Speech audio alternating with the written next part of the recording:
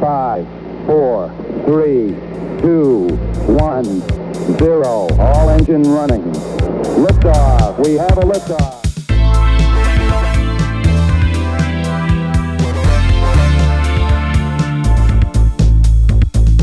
You're listening to Tabletop and Beyond with your host, Justin.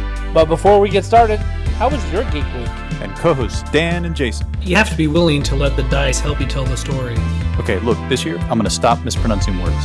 Join us as we cover board games to war games and beyond.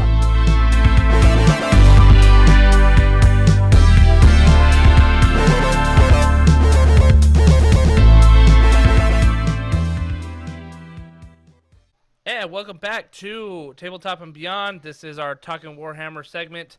I'm your host, Justin, and I am joined by a special guest today, Scooter Walters. Scooter, how you doing? I'm doing pretty good. It's a pleasure to be here. So, Scooter's not your God-given name, is it? No. It's been my name my entire life, but I'm known to the man by Nicholas Walters. That's right. And so if you're looking for him on the ITC list, it's not Scooter, it's Nicholas Walters. Am I correct in that? I believe so. It changed. I think I have like 5 accounts. It's okay. I was looking for you the other day. How are you doing in the ITC right now? I think I'm second or third for Iron Jaws. Nice. Okay. I pretty much play Iron Jaws exclusively. Yes, you do. And you have for a while, haven't you? Yeah, since it started. My little brother is super into it. When Fantasy took a nosedive, they came out with AOS. They didn't have point values, and I wasn't going to play a game that didn't have point values. Right. So I kind of did other things, and then my little brother was like, "Come on, man, play." So I just asked him what army charges turn 1 as a joke, and he goes, "Well, there is this one." I go, "I'll play that." So Caleb picked it all up and bought it for me, and I've been playing that ever since. And for the record, I'm sure that there are those of you out there that know Scooter's little brother Caleb, and he is not little. He's wee. So he's a wee little man. I don't know where your family came from, the land of giants or something like that, because you are both large men. Norwegian blood in Texas. I think it just mixes well. Yeah, apparently. So, obviously people in the ITC and the competitive scene know both Walters brothers, and I'm excited to talk to you today about the Oryx and whether or not they are still good in the meta.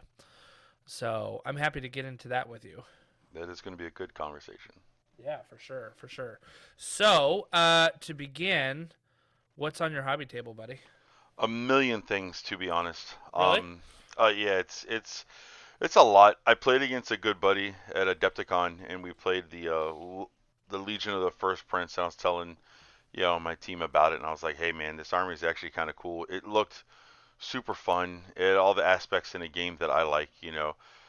Lots of combat, some good magic, some tricks." And Caleb, he dove in, face first. He's like, "Let's do this, man. All we got to do is, some version of Plague Bears, a Demon Prince, Bloodthirster, and we have the army that we're thinking about playing."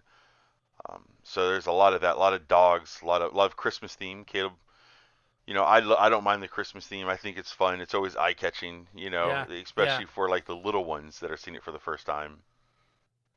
Yeah, definitely. And if any of you have, I think in the Warhammer Open article on the Warhammer community, they had a picture of Caleb's Tzeentch army that's Christmas themed. Yeah. Right. So if you're out there, maybe I'll find it and link it in our description, because it is pretty wild to see the little Christmas lights and presents and things like that. It's pretty fun. That's Caleb. He converts everything. Like yes, the man.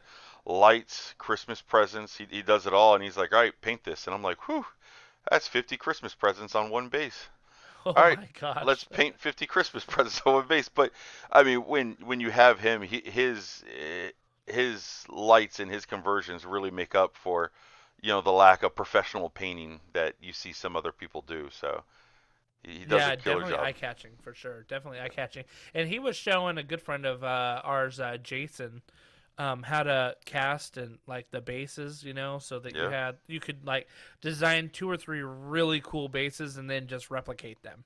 Yeah. So it's really amazing. He does a good job. The bases, I think, are like almost they're hugely key. If you have a nice base, if you have some depth to it, multiple things, it really makes the model that much better than it was before. Oh yeah, for sure, for sure. I'm looking at my shelf right now, and I see like a Stormcast Eternal that I painted when I first started, and I think I just put like a very thin layer of a Grelin earth on it, and then I see like some of the other ones that I've got like water texture and weeds and stuff, and I'm like, oh yeah, there's a big difference there. So yes, sir. I remember we had a Stegodon named Gumdrop, one named Lemon Drop, and Caramel, where we just washed them because we had to have a painted army, so we literally just washed everything. I was there, yeah. Yeah. That's awesome.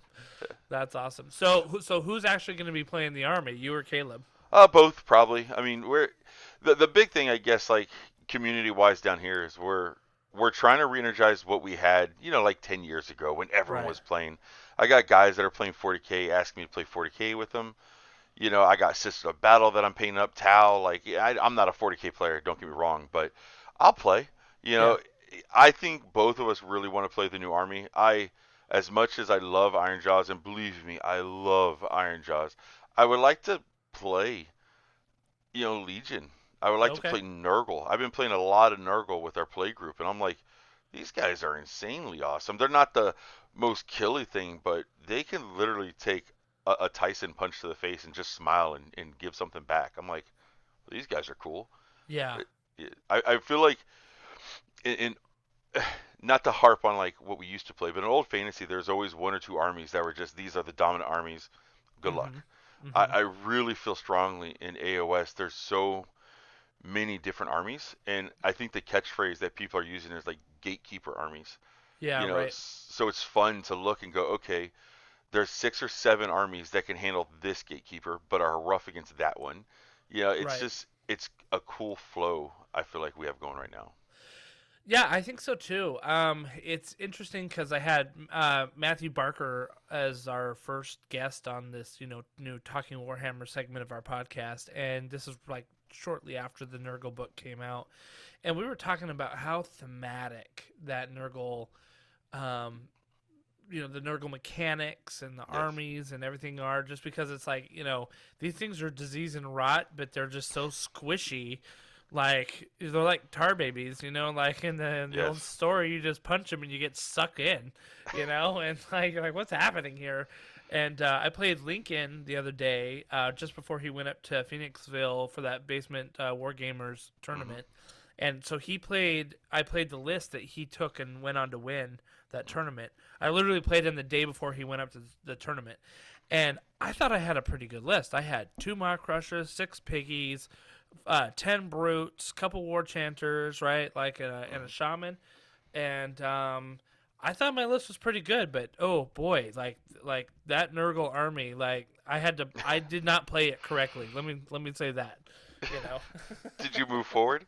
No, I didn't get to move forward at all. Like he it is fast. It is fast. And he had like a 1 drop on me, right? And so like he was in my face, like right there. So he pretty much pinned me in my deployment zone, and yeah it was ugly.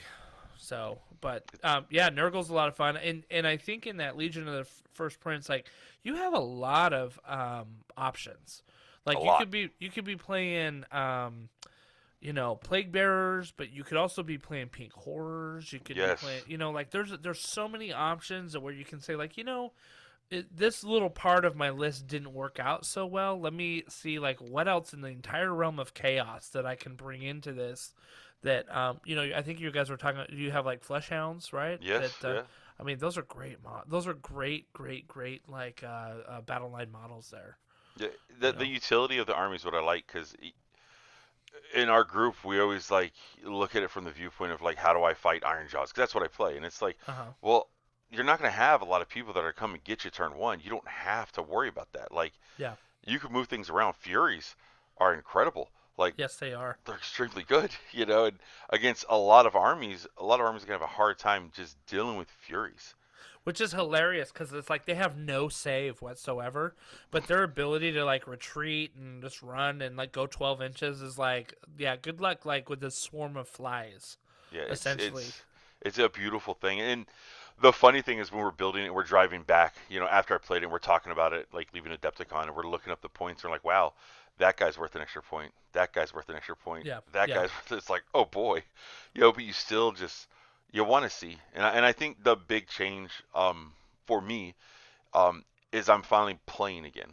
And I don't mean like I only played in tournaments for what has it been, the last like 3 years or so? I don't even know how long I've been playing. I've only played in tournaments.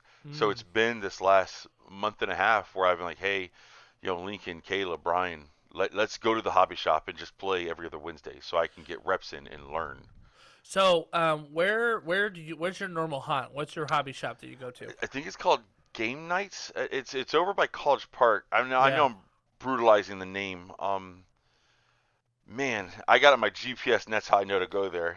Everybody calls it GK, right? GK, that's the place. Yeah, it's an awesome hobby shop. It's a good location, tons of tables, a great selection of everything.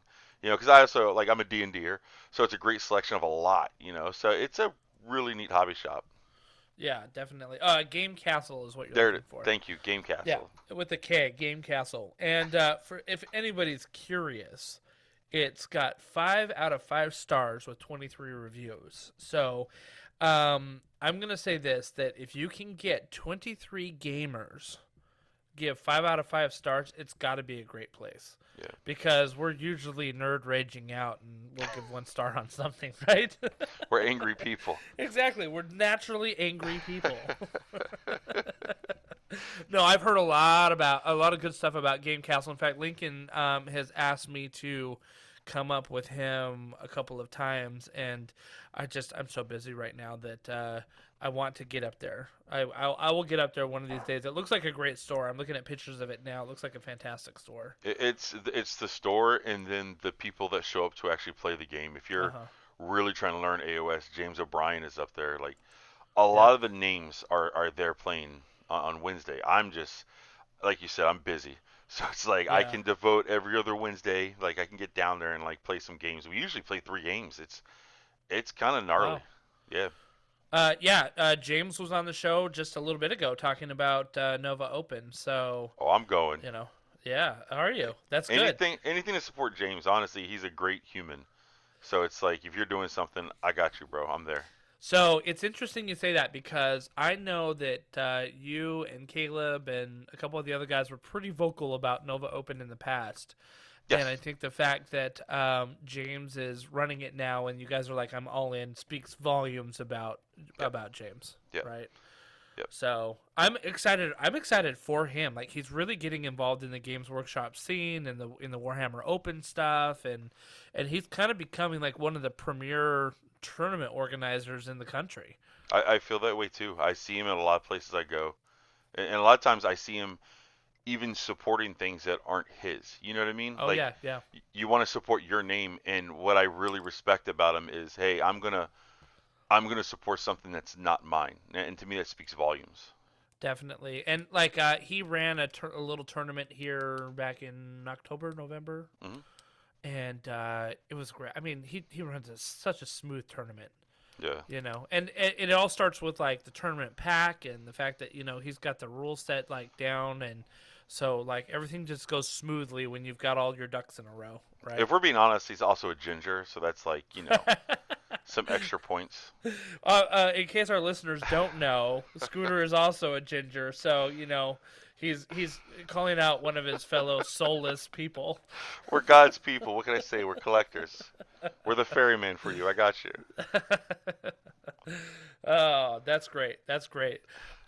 So we don't have a lot of Warhammer news. Sometimes we like to talk about this, but I was seeing a little bit that the Idenith Deepkin have started winning some tournaments. I think that's sort of to be expected with the new book coming out. Yes, I feel like it's like waves, right? Like a new book comes out, people dive in. They have their tricks, they have their things, they have their stuff that they do that no one quite knows exactly. Even the guys that play forever is like, oh, I forgot that did that. But a dedicated Idenith player can figure out those loopholes or those tricky things that army does. So it usually takes people a month or two to catch on, and it's not that they won't keep winning because they will. Yeah. But I think a lot of it is the same reason I've decided, hey, I want to start playing. It's because when a good amount when I lose a game is because I don't know what your army does, like Right. at all. I know exactly what my army does, but when I played against Legion, I had no clue what his army did. So my buddy I was playing was telling me the bad things of his army, which made it more of an enjoyable experience. I mean, he still won, Yeah. but I didn't feel like he was trying to get things over on me. He was like, "Oh, it does this. Oh, I rolled doubles. This happens."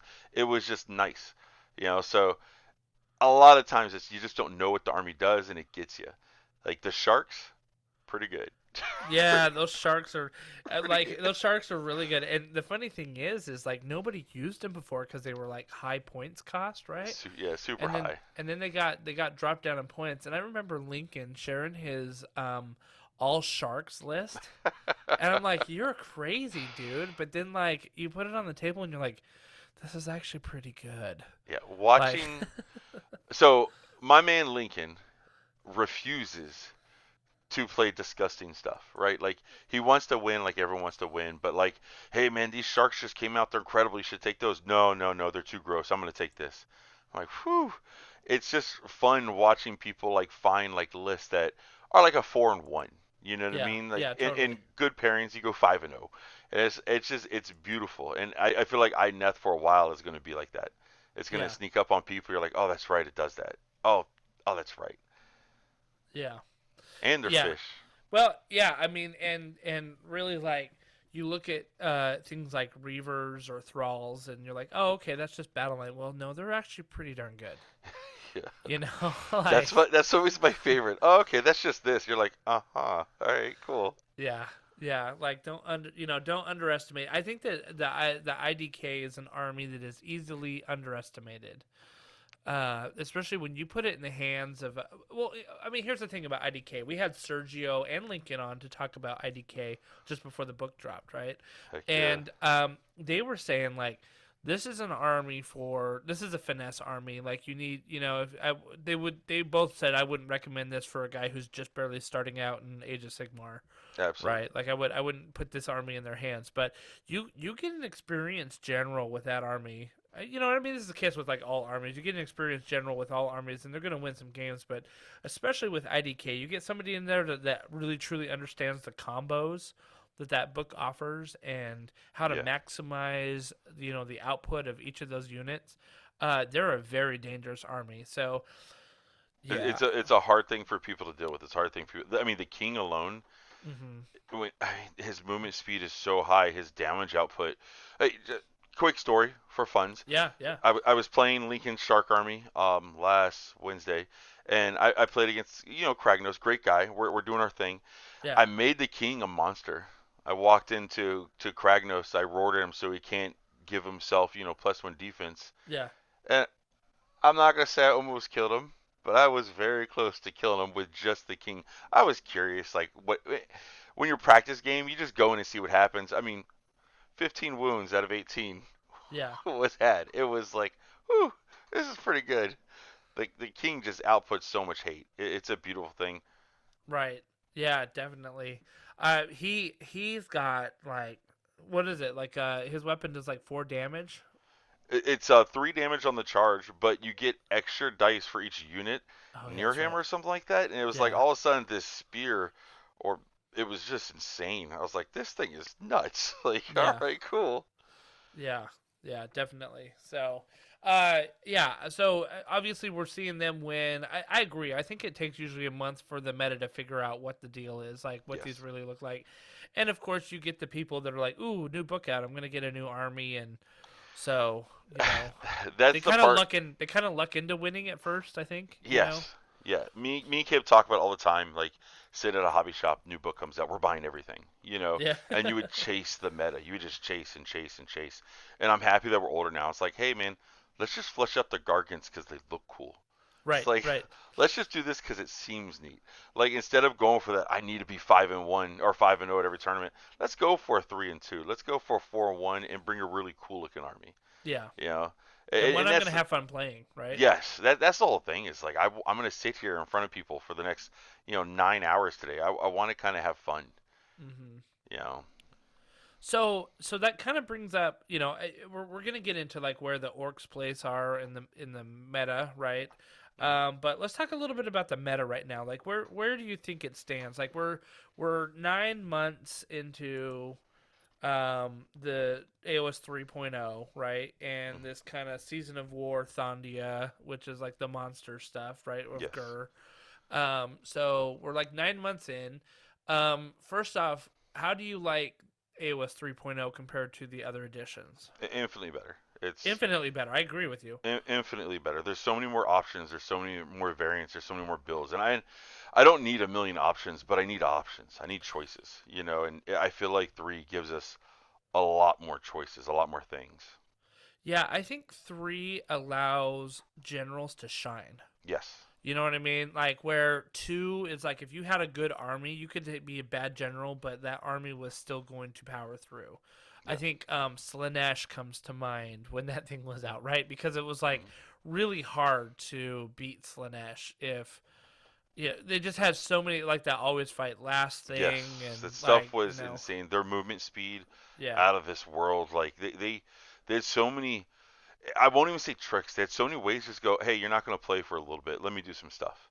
Right. And it's like, oh, okay. And it's kind of like the same as like the Iron Jaws with Smashing and Bashing. But it was like, yeah, you're going to sit there now. Have a good day. And you're like, okay, I'll sit right here. Do your tricks. Right. And you just sit there and watch them do it. And you're like, okay, how many saves do I need to roll? Okay, cool. Yeah, didn't save any of them. Keep going. Just keep rocking, man. This is fun. Just keep going. So, in fact, I was telling our friend Jason he has not yet played a game of 3.0. He's been super busy with work and all this stuff, but he's like, today hit me up and was like, I don't know how to build a list in 3.0 at this point.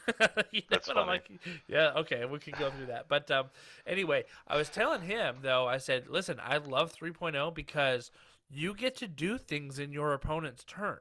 Yes. And so it's so much more engaging. Like, you are now engaged in it's a very social game that way, where, like, there's a lot of give and take throughout all of the phases. Yeah. You're not just kind of sitting there watching them do all their stuff, right? Watching them play with their models while you just sit. Yep. So, yeah. Right now, like I've been talking to a couple folks, and I feel like the gatekeeper, like there's 2 armies right now that I feel like you have to be able to deal with. Mm-hmm. I feel like obviously Gargants, like you have to be able to do 35 wounds. You have to be able, to take those guys down like at least 1 a turn at a minimum. If you can't do that, it's all pairings, right? And I've played plenty of tournaments that never fought Gargants, like the whole time. So it's just one of the things you have to be conscious of. And the other one is the dragons. But I've seen so many different lists with the dragons, so many different types. It's kind of like, man, like almost everything in that list is so alpha-y. Like I'm gonna shoot my 6 shots at you, or my 6 crossbow guys. I'm gonna fly my dragons in. I'm gonna do the fulminators. What are you gonna do? And everything is so much damage, right? So it's almost like, can your army take a hit? So you got to make sure you can take down a Gargant. You got to make sure that you can take a significant hit, that no linchpin of your army can just be sniped out. So there's a lot of like cool stuff. There's lots of cool things to think about when it comes to like list building. Yeah, I think, the last time I went to Nova and then the last time I went to LVO, we were still in deep in 2.0. And in fact, I remember I beat Slaanesh at LVO, it was a double keeper list with my Nighthaunt army. And I felt like a boss. Because like but it was the duality, where you have the 2 and you just got to sit on them as long as you can and hold out. And so I had a pretty low drop Nighthaunt army, and I just threw my chain rasps on there, and those dudes would not die. And that's beautiful. And then I just kept summoning them back, right? Like he'd kill them, and I just keep summoning them back. And so, once you get to 3 rounds, like if you've been sitting on those things the whole time, like it's almost impossible for the other person to win. Yeah. And so, like, I mean, the keeper was just like, "You fight last." I'm like, "Okay, I don't care, it's fine." Like the chain wraps aren't going to do anything. Just like they're there to take a hit. So. It was pretty awesome, but it's like in 2.0. My point was like you would plan for other lists, and I think you kind of have to do that obviously in 3.0. Like you said, that there's the gatekeeper armies, but I felt it was more specific in 3.0, right? Like Yeah. I think that you made an awesome point, which was you have to be able to deal a bunch of damage. You have to be able to take a bunch of damage. You have to be careful not all your points are in one thing that can be sniped off the board right away. Yeah. And so I think it's a more dynamic way of making a list. Maybe. Yeah. Does that sound right? I mean, for sure. It's funny because like in 3, there's so much more of like, hey, I'm gonna be a 1-drop, or Yeah. I guess I'll go for a 2-drop. And then there's people like I got 17 drops. Right. That's me. Yeah, it's like either you're a 1, a 2, a 4, or 17. Like that's just how I see it. Like which one are you today? Yeah. Yeah, definitely. And I mean, obviously that that comes down to I think the battalion change. Yes. Because you had to in 2.0, when I said you had to plan for specific lists, it was really you had to plan for specific battalions. Yeah. Right. There's like the specific Slanesh battalion. There was like specific orc battalions that you had to like watch out for. Because you look at some of them. I think Fire Slayers is a great example of this. There was only one build that you had to watch out with Fire Slayers. Yeah.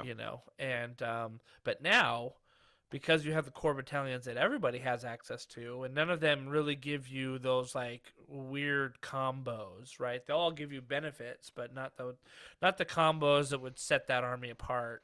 Yeah. Because of that, you get some interesting combinations from different armies that you wouldn't expect. I actually really really agree with that. You look at the new units that come out and how unique each of them are, and then they make one really bad drop that's very glaring, and they make the dragons, and they take the dragons and they give everyone special ability to them, and you're just like, why did you do that? Like that's what my one unit does. Now that unit does that and 4 other things. Right. It's just like, all right, like we didn't buy the dragons initially because we were talking about, I was like, they're gonna go up in points significantly. Right. So like you're gonna buy like the 11, right? Like some people did, Yeah. and it's like, yep, you can play with 8 of those, bro. Yeah. We knew the pricing was way off. There's no way the points were gonna stay that way. Right. But boy, do those look like some cool models, though, right? Oh my goodness, man, that's the size of them, right? Like, Yeah. it's like. You see these huge dragons, and yeah, they look grand and they look massive. They look like a dragon. And then you see these dragons, like, wow, they look like they're offensive dragons. Like, they don't look like your stereotypical, I'm a big dragon, fear me. They look like, hey, I'm going to come eat your family. Right. They're so Exactly. sleek and smooth. And I'm like, ooh, I love painting them. I was like, these are dope. Let me paint these. I got this. Yeah. Yeah. They're so cool. And I'm just kind of like, do I want to drop the money or the points into this army? You know what I mean? I got so much unpainted on my shelf already, but Yes.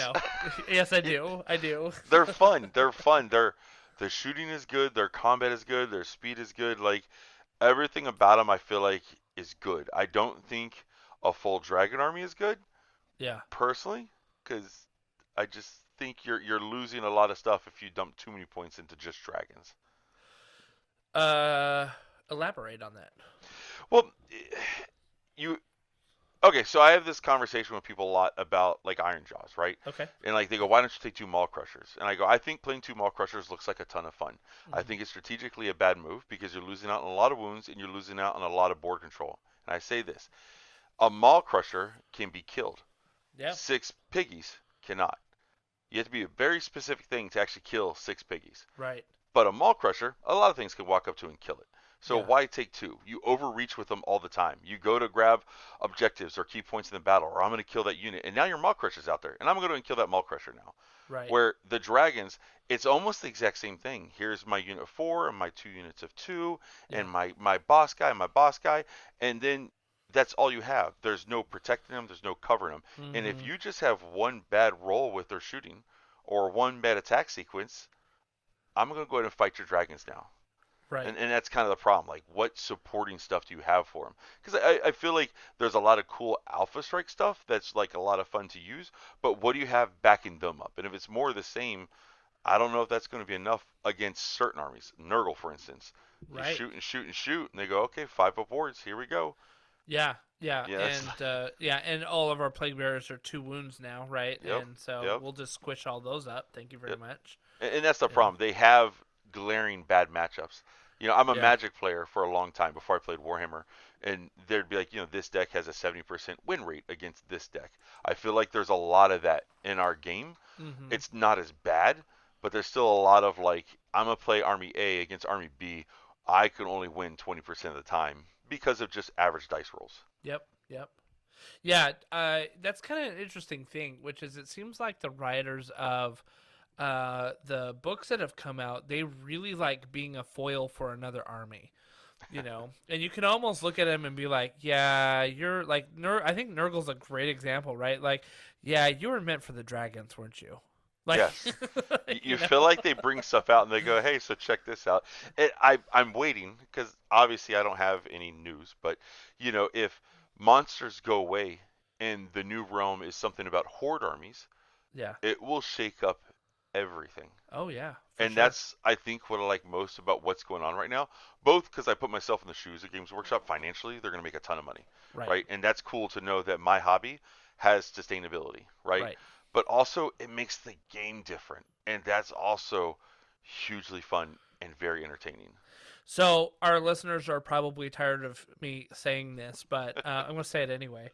I believe that when the Night Haunt and the Daughters of Cain book comes out, we are switching Seasons of War, and we'll be moving to Horde style because I mean, if you look at the army, like if you look at Night Haunt, there's no monsters in Night Haunt. There's not one.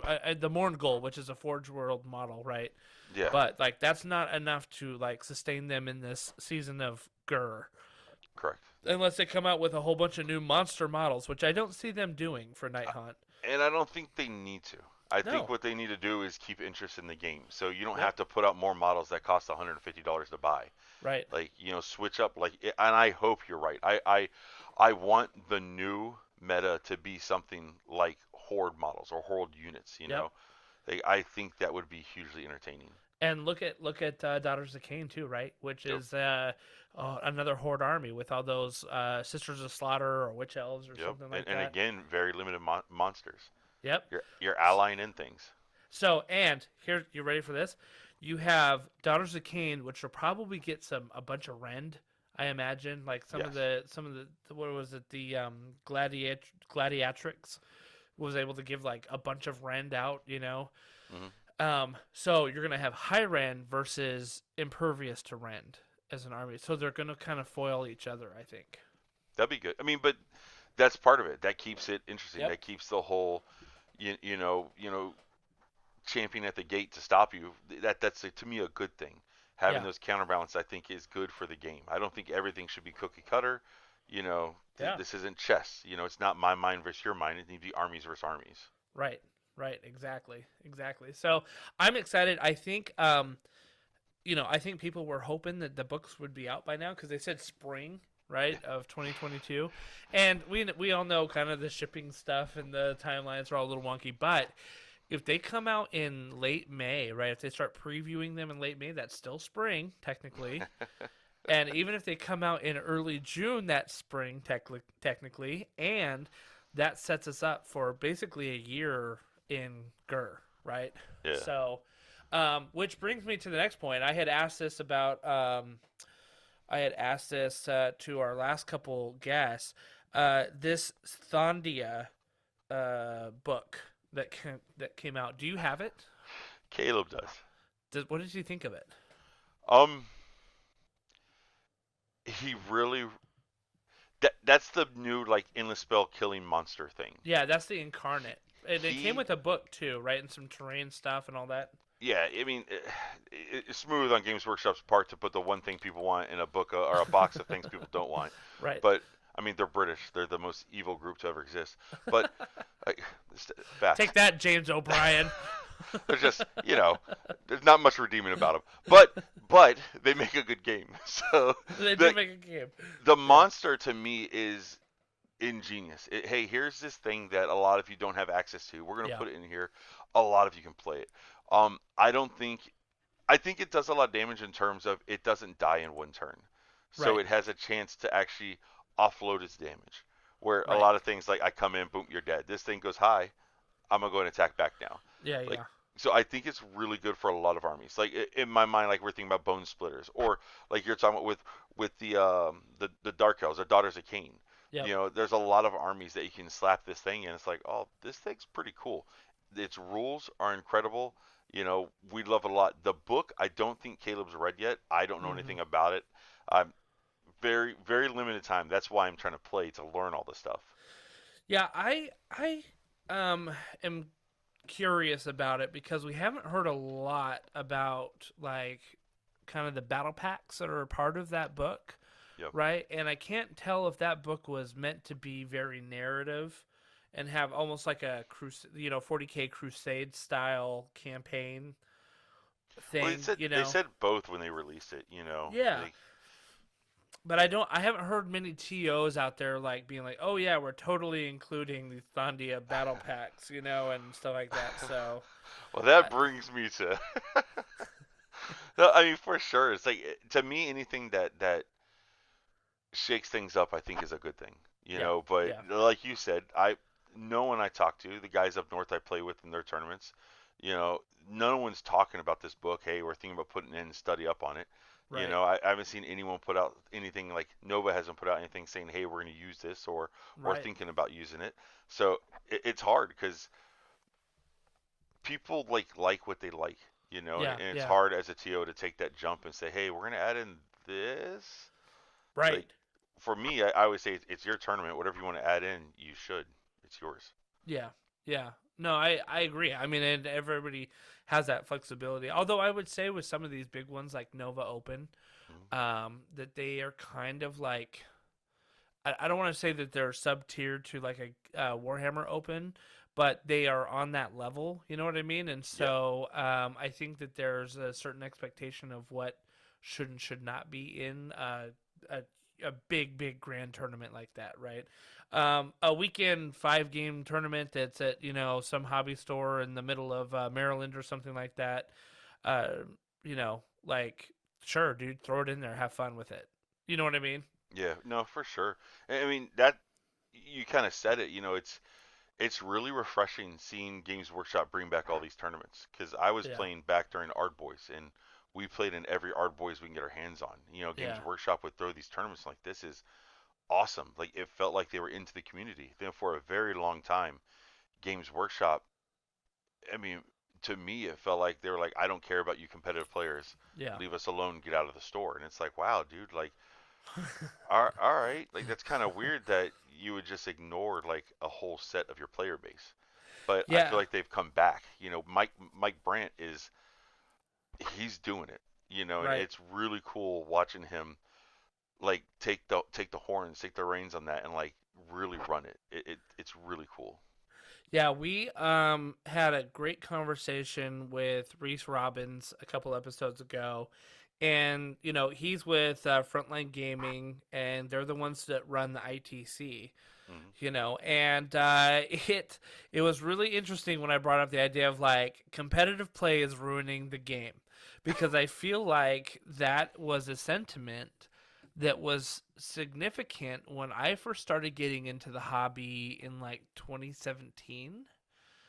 And this was like with Age of Sigmar. Yeah. I mean, Age of Sigmar is a little bit cooler than like in terms of a player base. I think people are a little bit more chill than 40K. Um, Ooh, a you know, 1000%. yeah. So yeah, I They agree. hate each other in 40K. I know, right? They're miserable. Watching them play, I'm like, wow, hey, smile. Do you need a Yeah, cookie? right. Like, what is wrong with you? The kid is 12. Like, are you okay? Like, I know your wife gave you permission to come play, bro, but he's 12. Yeah. Like, oh, Yeah, it's wild. It like that competitive scene, like you got to have like iron hide to like oh, it's play in it's a. that.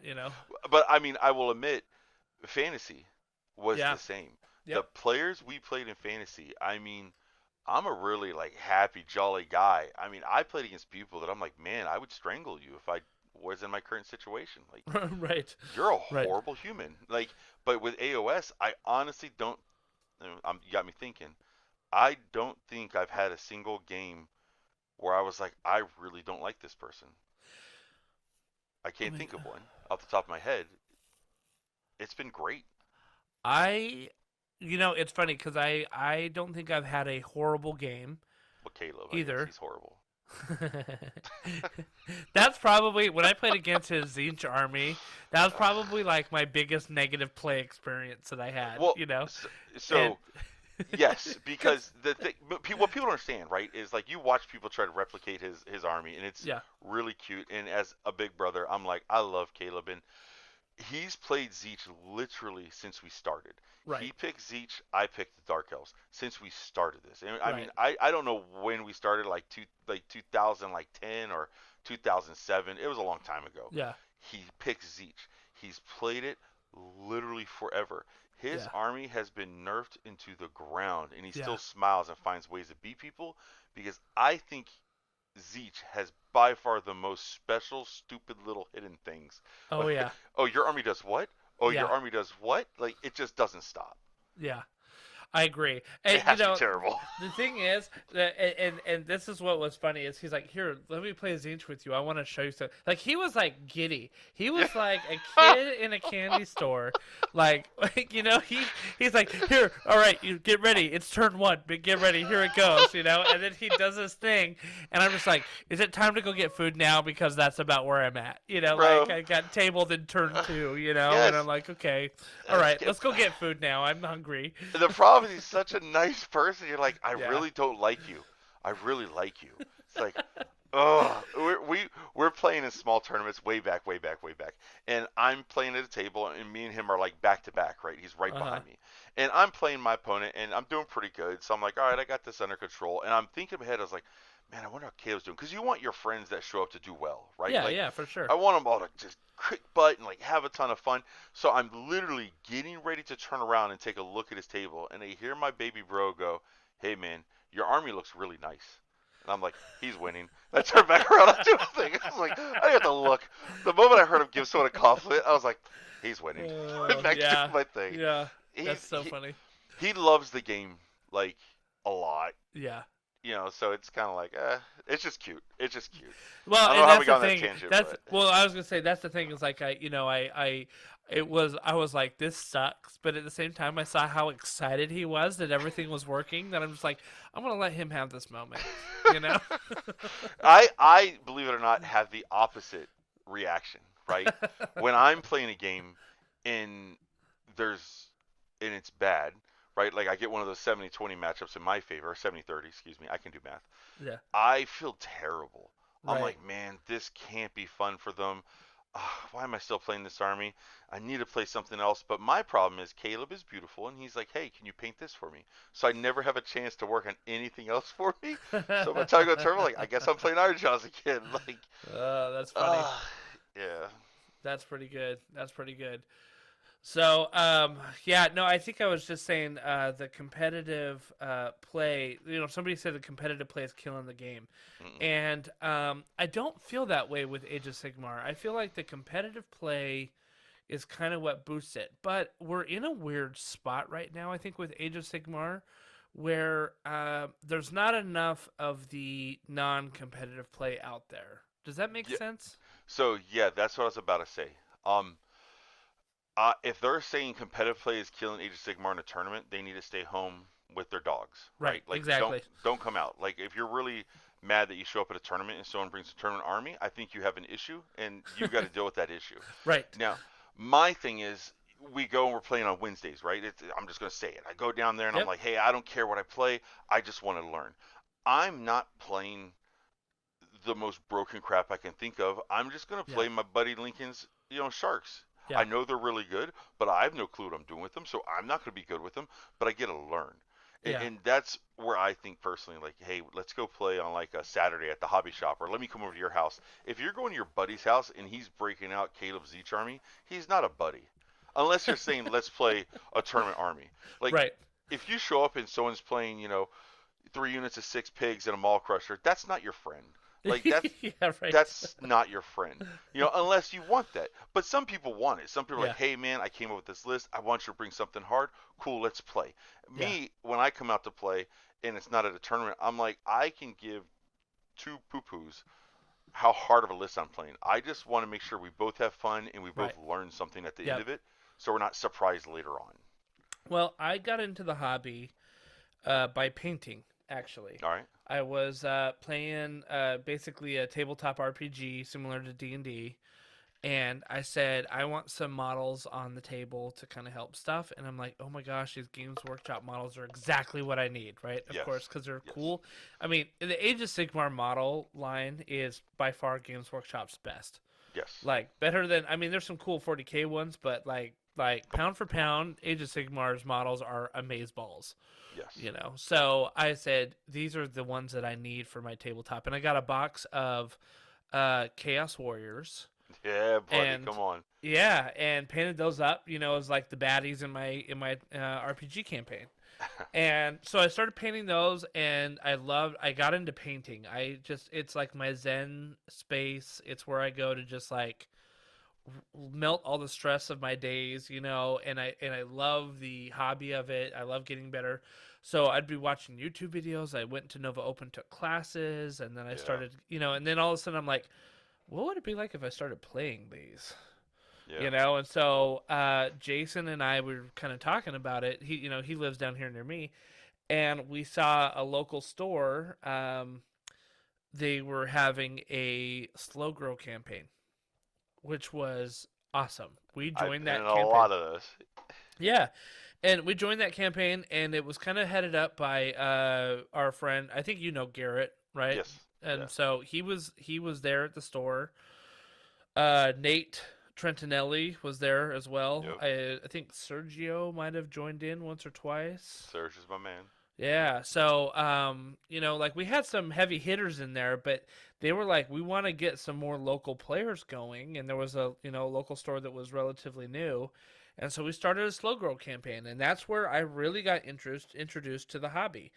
And if they had just said, "Hey, look, we're playing Warhammer on Wednesday nights. Come out and bring your armies," I would have been so lost. You know what I mean? And to be honest with you, I didn't have the models for it. I didn't have a 2,000 point army. I had a 800 point army from the Soul Wars box. Well, that's You where know? like the communities comes in. Like, Yeah.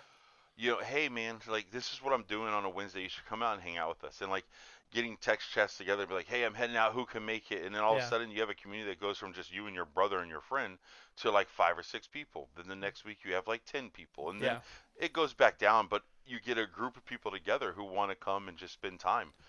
Me and Caleb, I don't know if you've ever talked to Caleb about how we started.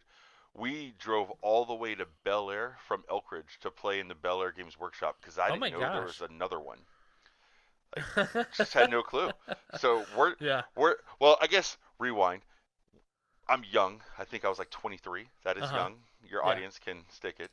I was 23, and I went into the Games Workshop in Arundel Mills, and they were talking to me. Like, Caleb was like, "This is the game I'm talking about. I want to play this with you." And I'm looking at it. I'm like, "All right." And I was like, "So what's in the box?" And he was like, "Oh, the sprues." The store guy was saying. I was like, "What's a sprue?" What's so a he would sprue? show me. I'm Yeah. like, "So I have to put them together?" He's like, "Yeah." And I go, "And then I have to paint them?" He's like, "Yeah."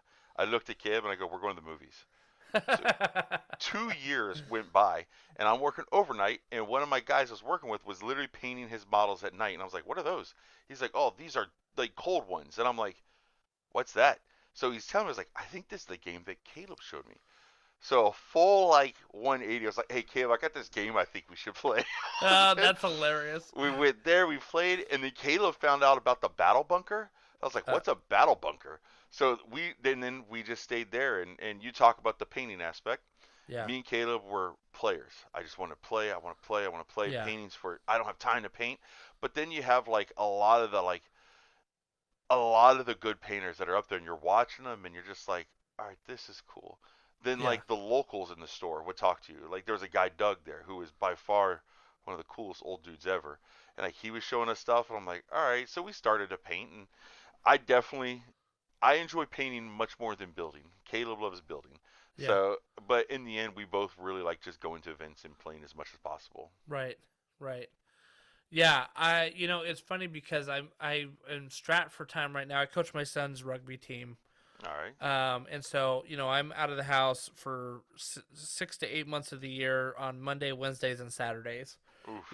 And so I do it because I love my son. I do it because I Sure. love my son. Yep. you know, and no, I mean it's good, and I enjoy rugby. I enjoy like the sport of it and all that. But so what it means is that I have a hard time getting to events because most events, even like RTTs, are Saturdays, right? Yep. And so I just can't make it. But I'm like, oh, I really wish I could have made it. Really wish I could have made it. And what I do is I drown my sorrow in painting, which helps me so much because I enjoy painting so much, right? And I'm like, Yes. one day these models will see the table. It'll be great, But it's still like I've got so much painting to do that even if I make a little bit of progress, it feels really good. And but I really believe that creating that community is so important. And we do have a very competitive aspect. We talk about tournament lists, we talk about who's winning, like Yeah. that type of thing. And I think that the game has to have that aspect of it to keep it fresh and alive. Like it really needs to be competitive, or else you're just playing another board game, right? For Yeah. the umpteenth time. So you have to have that competitive aspect to keep it fresh and alive and going.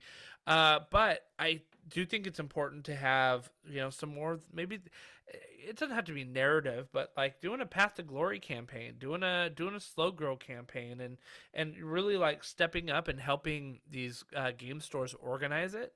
Yes. Like that, like it's so key to bringing in new people. And that slow grow campaign got both Jason and I up to 2,000 points. And then I took my 2,000 point army down to Fredericksburg, and I played Matt Barker my very first game and got absolutely crushed.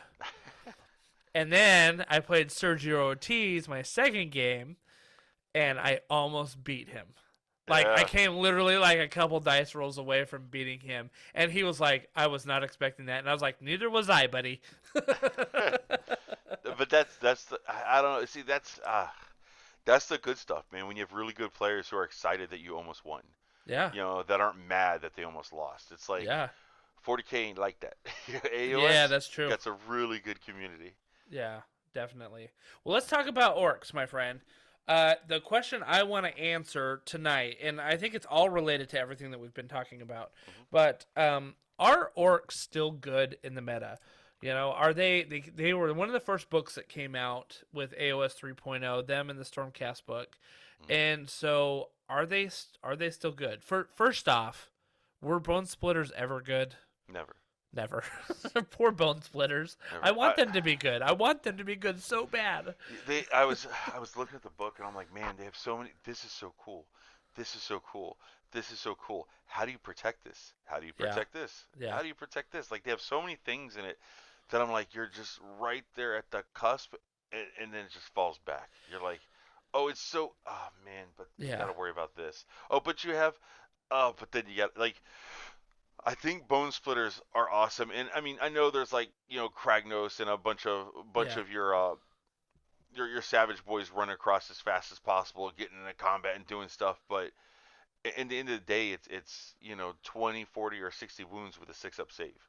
You have one turn of a 4-up, and it's like, all right, I'm gonna go ahead and hit you back now, and it's like, okay, I don't know, man, like. And I was playing with lists for like 1,000 points, or playing with lists for like 2,500 points, and it's just like at no level I was like, okay, yeah, this could take out some stuff. It's their only viable list has to include Kit Kragnos, or maybe this new incarnate, right? But I mean, I don't even think the incarnate by itself will save Bone Splitters. I don't think it will. You have to have Kragnos and. Yep. And I've seen a list of Kragnos and Piggies. The more boys do okay, but they don't punch hard enough. They don't punch hard enough. No, they don't. They have too few attacks and they have almost no save. I'm like, what is? I can't. Like, I just can't. I try because you want to make other fun stuff, and it's just I feel like they're just so lackluster in what they do. The dances and stuff. There's no static. This just happens. And then it's like, all right, you either cast a spell or you do one of these dances, and 2 of the dances are pretty interesting. One of them's, I don't know what you're doing. And then even their casting, like, man, this spell +1 to run, charge, and +1 to hit, that's awesome. That's the only spell they have. Yeah, Okay. and Besides it's the ones on the war scrolls, because that old stare down dude, his war scroll spell's incredible. oh, I will say the Prophet. Yes. Listen, Yes. the Wargog Prophet, even in the 2.0 book that came out, right, the War Clans 2.0 book, Yeah. he had that Foot of Gork spell, and you could, because of the big Wog stuff, you could get him like on a +3 to cast pretty Yeah. easy, Yeah. Yes. and then all of a sudden, like, I was playing against Matt Barker with that on a Balewind Vortex, right? And he had 40. He was playing a Slaves to Darkness army, I think. He had 40 Marauders coming at me, He wasn't and ready. by the end of it, like 10 were alive. And then they all just battle shocked off, and he's like, "Well," and I'm It's like, "Yeah, the stop." easiest thing. Here's a rogue idol. Here's this dance. I'm next to mystical train. Check this out. Yeah, Like, I'm like, or not mystical, arcane. I'm like, oh my goodness, like that's going off on a 10 a Yeah. lot, and by Yeah. itself it goes off on a 5. I'm like, this spell is incredible. yeah, But then everything else around him just falls short. yeah. You know, in my opinion, it just I don't know. I just see it and I'm like, I don't see how it's gonna do much or do enough. Like the Icebone is good because It's you good. can negate some of the after saves. So like that's not a bad army. Like it's not a bad ability against Nurgle, for Nope. example. Especially if you got a Kragnos in there that can take on like a Guo or a Glotkin. Yeah, just And walk then like forward and smash them. and they can't like do anything about the save. Like that. Yeah.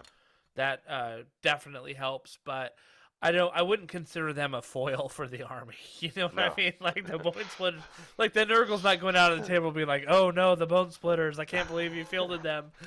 These splitters are here. Life is doomed. Like it's like if you're feeling that way, I got news for you, buddy. Yeah, It's like, exactly. but I mean, Kragnos by himself is a monster regardless. So it's like here comes Craggy. It's Yeah. like good luck. Yeah. So I mean 8-inch move, then a 5-inch move, and then 3d6 charge. It's like 3 charge +3 if you're doing it all the way, right? Yeah. So it's like I mean you're getting there, but then what are you gonna swing with?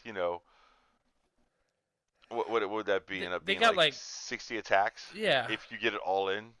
Yeah, 60 attacks at like I think it's like 4s and 3s. Fours and fours if you're doing the 2-inch reach. Yeah, Now, 4s now and you're looking- 4s.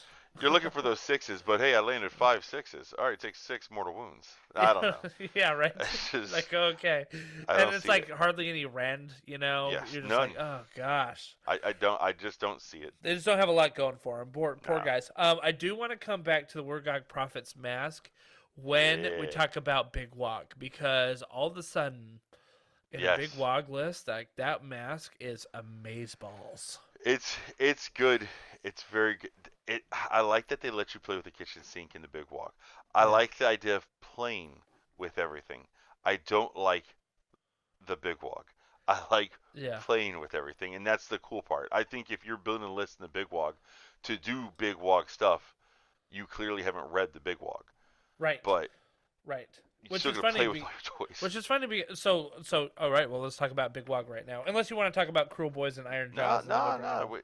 Let's go a direction. Let's go big walk. All right, so Big Wog. Big Wog in 2.0 was much better. They totally nerfed the points that you can earn and then the abilities that you get with those points. That's what I heard. Yeah, it's tough now because I played Big Wog quite a bit in 2.0. I liked it. Yeah. I was playing with mostly Iron Jaws units, but then I would throw in a Prophet as a general, to Heck get that, yeah, Foot of Gork stuff, and maybe have a Rogue Idol now and then, and have a Wardock to like give that Rogue Idol like all the bonuses that they could handle, So I love me the Rogue Idol. yeah. That's a slamming monster. Yeah, but I just feel like he's not used as much now because it's really difficult to get him those bonuses. It definitely is. I mean, the Rogue Idol by himself does a lot of stuff. The way I think about it, like 18 wound model with a 5 of ward save means he's a 24 wound model, Yeah. right? So I got 24 wounds. If you got some of those war docs, it's like, he'll D3, if you take Life Swarm, he'll D3. You can keep him alive. he's decent enough in terms of like, defense, 4 up armor save, 5 Yeah. up ward. Yeah. He goes in a lot of stuff. It's just, are you going to take a rogue idol or are you Right. going to take a maul crusher? Exactly. And Exactly. And I think it goes to your point that you made earlier in the show, which is you need something that can take a hit, and I think a rogue idol absolutely is mm, that thing, right? mm, But you need something that's going to be able to deal out 35 damage, and yes. the Maw Crusher can do that. I don't think the rogue idol is up to the task for that. I'd agree with that 100%. One destroyer, a couple impact hits, and you're like, hey, I'm going to cripple your guy now. Yeah. Yeah, the idol will walk up. I mean, 10 attacks, 2 damage, 3 damage if you have a chainer. It's like he can come in and do a lot of damage, but you're Yeah. looking at hitting all, wounding all, him felling all to do it, right? Right. And I don't know, but like we said, you're not going to run into giants every fight. To me, if you True. take a rogue idol, I want to take like 2 or 3 casters. But then you look at the spells in the actual like the orc book, and Yeah. a couple of them are good, but they're not like crazy offensive. Right. Right. Absolutely. Like they'll let you move. I think a little bit Hmm. faster. Most of those Hmm. spells. Some of them have decent like some defense spells and stuff like that. You've got a couple of them like again like the Foot of Gork that can Yep. smash some things up pretty good. Photogork is beautiful. I've gotten off one time. I know, right? Me too. One time One because time. it goes off on like a 10. It's so It goes high. off on a 10 and you're stabbing yourself the whole time. You're like, Yeah. oh, that's an 8. Okay. Like, ugh. But when it goes off, you're very happy.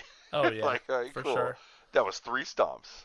Yeah, yeah. So, um, Big Wog. I've tried to put together a decent list with the Big Wog, right? Which is, I wanted I wanted like a Maw Crusher or some piggies, probably some piggies. But I was Yeah. thinking Maw Crusher too, because you want like you want at least want one monster in your list during the season of war, right? Right now, So you really do. You need one monster. yeah, at least. So, so I think I had like a Maw Crusher. I had like 6 Bolt Boys, a Swamp Collar Shaman to give like that, mortal wounds on the 5 up.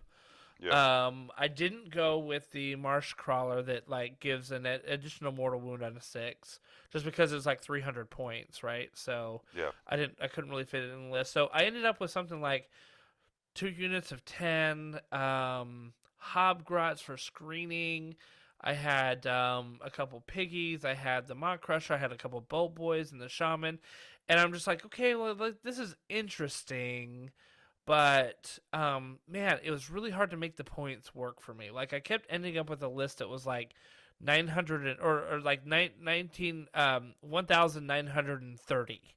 Yeah. And you're like, oh, like that just feels like such a gross number, you know? 1,930. No one's gonna be able to touch me. Yeah, right, exactly. All the triumphs in the world, So, Well, we were fooling around with it, just like having fun. The problem is like your battle line, right? So we're like yes, Maw Crusher, War Chainer, the Shaman, Swamp Crawler, obviously the Prophet. You have to take him. A yeah, War oh Dog, yeah, 2 units yep, of Ard Boys, and then shooting. 2 Beast Killabos. Like you said, 3 just Bolt Boys, and then a unit of 6 Gorg Runners is what we were looking at. uh-huh, And I mean, I just don't see. Like, I mean, you obviously have your Maw Crusher and you have your Gorg Runners going down the field at the same time to come get stuff. yep, But you only have one War Chainer, so only one of those things is going to be a little bit better. I can see playing this list. The only problem is, like, you're losing out on smashing and bashing. You're losing out yeah, on so many things that yeah, you get from the other groups to right. just take all the toys. Uh, uh, Yes, you absolutely hit on you hit the nail on the head of, in my opinion, the problem with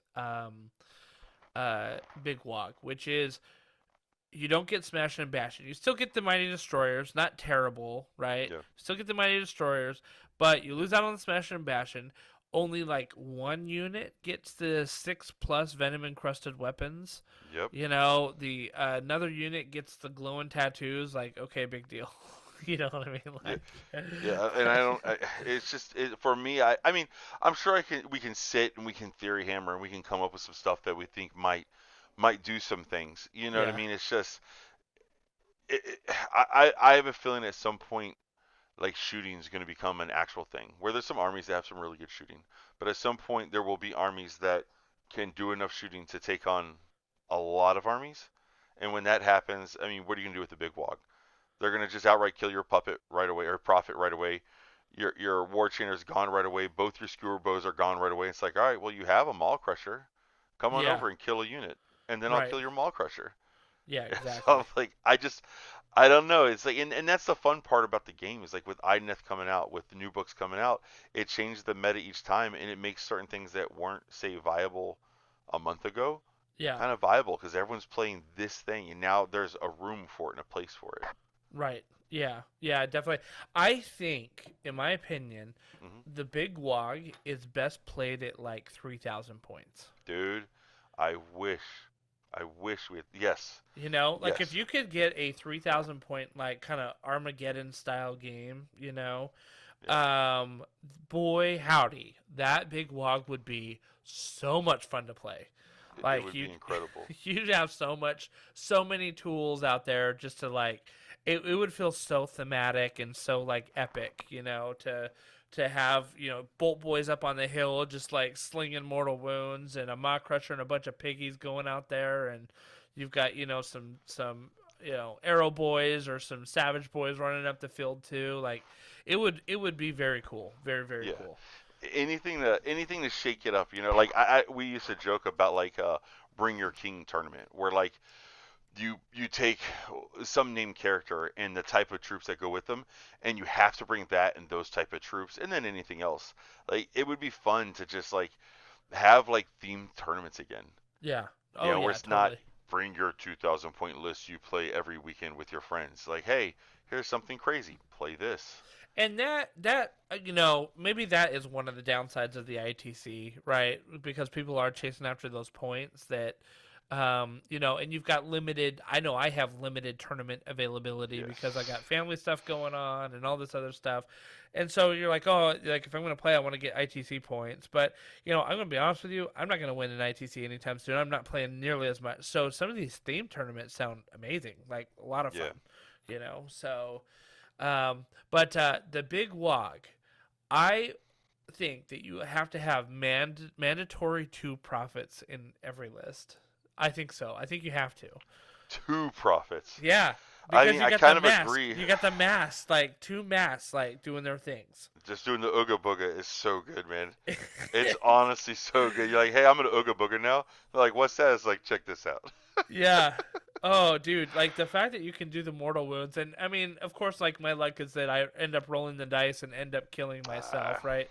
Then you But- kill yourself. That's dice. Exactly, but I mean, the fact if it were to go off once, twice, 3 times maybe, and like Yep. you'd end up taking down like a freaking guo because you just started rolling mortal wounds like crazy. This like little tiny Warlock Prophet just laser beam stares, you know, a big old monster. I think it's hilarious. I It's so understand funny. why it says at the start of the hero phase, Mhm. but if it just said like during the shooting phase, Oh, I know. like give that man like a little run and a move, and like, Yeah. hey, I see you. Like, oh, like they have to be dumb enough to stay near him. I'm Yeah. like, come on, man. Like, where's the counterplay? I have to hope I go back to back. The worst part of the game. All right. So this is where, if you have 3,000 points to mess with, you bring a shaman, right? And Yes. couldn't you teleport him? Yes. And then You you, could- just drop him in front and he just laser beams. That would be. Oh, I guess that's not at the start of the hero phase, though, huh? Because the spell... Oh, shoot, that wouldn't work. Well, so my question is, yeah, I guess you're right, because it has to be. You would pick command ability, you'd pick your battle tactic, and then that would have to happen right then. Yeah, I'm Ugh. actually looking it up right now. Just to make sure, like... Why couldn't I choose Yeah, at to the cast a start. spell first? That's weak. At the start of the hero phase, instead of Does say attempting to start. dispel a spell or casting spells, you can Ugh. pick one enemy unit within 12 inches of this unit that is visible and roll it. Although I will say this, not in the big wog. I was gonna say the Bone Splitters get like a 8-inch pre-game 8-inch move, move. don't they? If you take a melee like hero as your general, yeah. Mm-hmm. So I mean that's So- 8 inches, that's 20 inches. A lot of these deployments are just 18 inches. Yeah.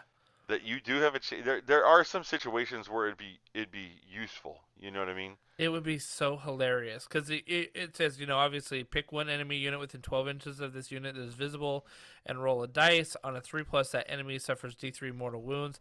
And then you get to continue to do that if you roll a 3+, D3 mortal wounds. 3+, D3 mortal wounds. You can keep doing that until the guy dies or whenever you decide to stop. Yeah. Even if you take D6 wounds yourself, you just go again. Yeah. You're like, here I go. I mean, you've heard the stories. I almost killed Archeon. I almost killed this person. Like, yeah. That's the cool stuff, man. Like, the things that happen once every, 4 tournaments. Like, that's the stuff you want to see. But like we were talking about, with Big Wog or Bone Splitters, this guy can easily be targeted out before he gets to do his one trick. Yeah. I'm like, ugh. And people know, like, especially in a Bone Splitters army, let's say you have 2 prophets, people are like, those are the 2 things that I need to kill. Yeah, those need to die. And, the dragons are going to shoot those guys for sure. And they only have, 5 wounds, is it? 6 wounds? 7.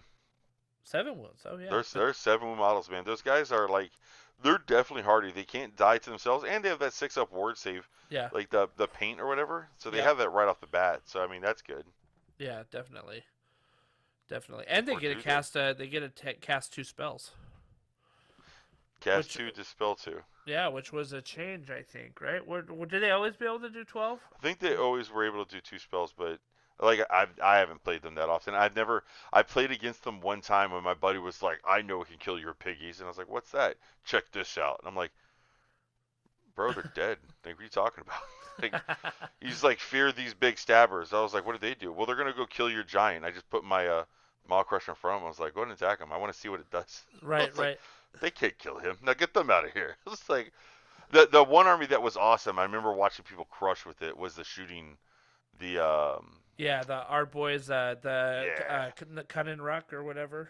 It was nuts watching them. Yeah. It's like, hold on, I got to get 90 dice, and I'm like, yeah, okay. Yeah, right. You just literally needed buckets. Seems reasonable. I like it. You're right. Right. So let's talk about Cruel Boys. What's your impression of Cruel Boys? I think so. Man, Cruel Boys are extremely good in 1,000 points in a team tournament. Okay. In a team tournament, yes. I feel like they're almost an auto in. The amount of damage that they can, put out when they can be screened by something else is awesome. Mm-hmm. If you have something that stops people from getting to them, good luck, because they just hurt. Now, by themselves, at 2,000 points, I've seen the big blobs of whatever their little goblin guys are called. Yeah, the Hobgrots. I've seen those guys do some stuff. I'm like, all right, well, they inevitably lose. The Break-A Boss, 100%. If his War Scroll or keywords just said monster, he'd be the best unit in the game in my opinion. Really? A's insane damage potential. I think he's very good, and with all the tricks they can do, moving things around, making it to where you can't see them, air quotes, right? It just comes in a monster type army. I mean, we're talking about like Kragnos, right? I'm gonna put Kragnos into these things, and these things charge into your army, they're gonna hurt you. Right. If they make it into your line, these things can actually do a significant amount of damage. I mean, you're upwards of what, 10 attacks minus 2. 3 damage. They're beautiful. The Bolt Boys, incredible. The Killabo, it was really cool for a minute when you're reading it, but one shot. I don't play. So swingy. Yeah. Yes. I don't play Gargant, so I guess, if one of those shot me and rolled 35 dice, I guess I'm taking 12 wounds. But then I'm going to come over there and I'm going to punch your army. Right. So it's like you have to have 3. Now, if you have 3 of those, that's pretty good. Yeah. I think there's some armies out there, but again, there's a lot of other armies that can reach out and touch you, and that's kind of the problem. Oh, that's your bolt right there. All right, it's dead. Oh, that's another bow. Right. Okay, it's dead. Right. And then dragons are one of those, right? Yes, they just come out and say hi. I pick it up now, and then they charge you afterwards. So it's like a twofer. I think though, honestly, we played against them in a team tournament. It's the only game our team dropped. It was actually me and my buddy Tim. He was playing the 5 dragons. I was playing, the Maw Crusher and the piggies. I decided to go first. I completely forgot that the Bolt Boys have 2 wounds each. And I was like, oh, we got this. Everything's wide open. I can charge across. It'll be Gucci. Yeah, it wasn't Gucci. Yeah, so he was able to have piggies literally blocking off his entire army. It stopped me from getting to everything. Yeah. I was like, this is dope. And just one break a boss off into the side at 1,000 points just holds that objective because you don't want to go near it. It's just gonna kill you. Yeah. Like, it's the army is extremely good, and that's why like I'm really hopeful that maybe not like as the main tournament, right? Like you go to a tournament, you want to play the 2,000 point grand tournament, 5 games, whatever. But one day maybe you have like a 2,500 point big game, and the next day you have like a team tournament or whatever you decide to do. I think mixing up and giving people more options to play with more toys and different toys is huge, and I think that's where like honestly the Cruel Boys right now I think they're extremely good in team tournaments. I think so too. I think that the only build that is successful for them right now is the like 9-bolt boys. You know what I mean? Yeah. Screened by Hobgrots with a couple of Killabows, and I also love the Mire Brute. Yes. Troggeth with the Break a Boss on Mire Brute Troggeth. First off, that model is amazeballs. It's beautiful. Gobsbreak, amazing. Killaboss, amazing. Like they did a really, really good job. It's just how do you screen your stuff effectively against a good amount of armies? Yeah, was always my problem with them. Yeah, I think so too. They just I think to be successful with Cruel Boys in not the obvious way, which is like the Bolt Boys, if you were to try to be successful with them in other ways, I think you have to be a very, very savvy player. Yes. Like you really have to know this army in and out. You have to know its strengths and weaknesses. And I think this army wants you to play to its theme, which is like sneaky. You have to be sneaky and know these tricks to like. You have to know your war scrolls. You have to know what they do. You have to know your extra stuff, your command traits. Like which one are you taking? Yeah. You like and I was looking. They have a lot of dirty tricks, a lot of cool stuff. Yeah. Like and it's so situational. I liked it because 2 of the 3 at least are really situational, and I was like, oh, these are cool. There's one that's useless, but. It is what it is. I think the Covered in Mud one is my absolute favorite, where you get to like basically put it somewhere. And I thought even just putting Bolt Boys covered in mud on top of a hill, where they can't be targeted from ranged attacks or whatever. It's like I feel like Games Workshop dropped the ball. They should have named it Covered in Mud. They should have just named it John Cena. Like, I don't know what they're doing, but they can call me. Call me. I got you. Ignore my Great Britain's a terrible place. Ignore that. Call me. I got you. But Noisy Racket. It's like, oh man, this team's gonna alpha strike the hell out of me. Okay, I guess we'll do this. It's good. It's good. All 3 of their families, I feel like, have a place. 1 more than 2, and 2 more than the third. But everything in the Cruel Boys, I feel like, actually has like a location, has a thing you can do. And I agree. It's very much if you know this army, you know what it can do, you can really catch people off guard. I just don't. I think that the Bolt Boys are so obvious, like the obvious choice, that we just really haven't seen players go out and really try some of the other things, And I can't tell if it's that like people just aren't courageous enough to try and like go and lose, or if it's that they just I don't know, some of these things where you're like, this is really cool. But then what, right? Like it's almost missing that one extra little piece to make it good. It's like it's 75% the way there to be a good list, but because it doesn't have that extra 25%, it's not worth it for me to try to take it. Well, we're like messing with stuff, and it was like, okay, what kind of armies can you take? What kind of things can you do to like be sneaky and all that? And like I'm looking at things like you can turn around and take a lot. I'm literally just doing it right now real quick. There you go. You can take like literally 5 like monstrous creatures, a bunch of Bolt Boys, a bunch of Skewer Boys, and literally just run down the field as fast as you can at people. Yeah. Like I'm gonna go straight forward. Can you do the 60 wounds it will take to kill all my monsters while I run towards you? Because they do a lot of damage. Their attack profile is actually decent. You know, and Right. you back that up with bolt boys, like you were saying, and the bolt throwers, and you're picking out targets the whole time you're running down. Yeah. Now, it's like we talked about, a 17 drop list, but Yep. I'm coming down after you. Yeah. Like, I think what you said, I think a lot of people like don't want to invest in like snatch up bosses. Like, I don't want to get one of those. I don't want to get the Slogoth. I don't want to buy these things. And it's Yeah. like, I don't know, man. Like, I I think think there's there's an something in opportunity there. there. I do too, and I just feel like we haven't seen it yet. And I keep looking at it. And I'm like, what am I missing here? You know what I mean? Like, because I feel like there's got to be something in there. I'm just praying Caleb doesn't listen to this, because then he's going to say, hey, you want to paint these things? Yeah, right. Yeah. It's like, Yeah, let's do go this, ahead. Caleb. Go ahead and buy them, Caleb. Buy them. My man bought 6 of those Dominion boxes. He got Oh everything my gosh. he needs. Like, Wow. yeah, Okay. he went hard. He really liked the theme of the army. I think the Yeah. theme of the army is good, but honestly, like, it's the allure of like Zeech. Like, even I look at him like, man, that seems like so much fun. Like, I'm gonna cast 18 spells this turn. Right. It's Right. like, Right. it's hard for him to get away from that. And like, let's move on to this. Yeah. He'll do it though. I got faith Yeah. in him. He'll back up soon.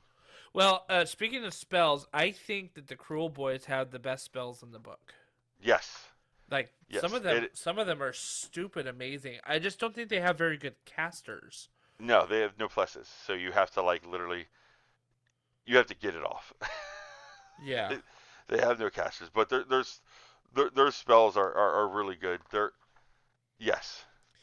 I really like the Black Pit, which is like it's a casting value of 7, range 12, right?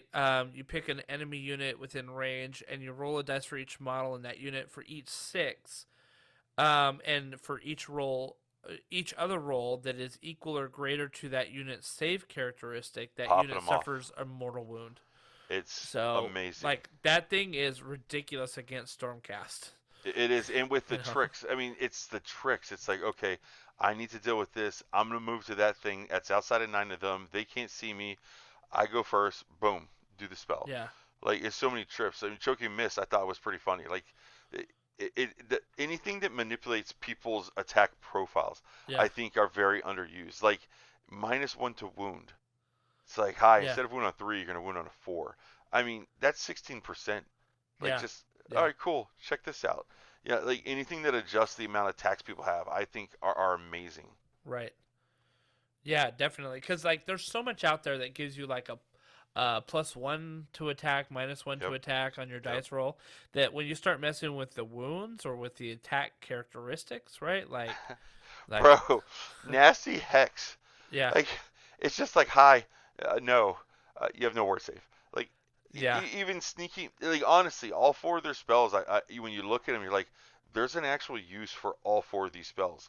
Where in the other lores, there's spells that, like, in particular armies, you're never going to use that. never gonna But use it. Yeah, all 4 of these, like, hey, this monster that moves 12, it's going to go 24 on 1 turn. Well, they just got fastened. You Yeah. know, like, they're screaming across the table now. Now my big guy's in combat with you. right. It's significantly good. I was very underwhelmed with the bone splitter spells, to be honest. Like, the Oh, only one yeah. I actually liked was Warboar.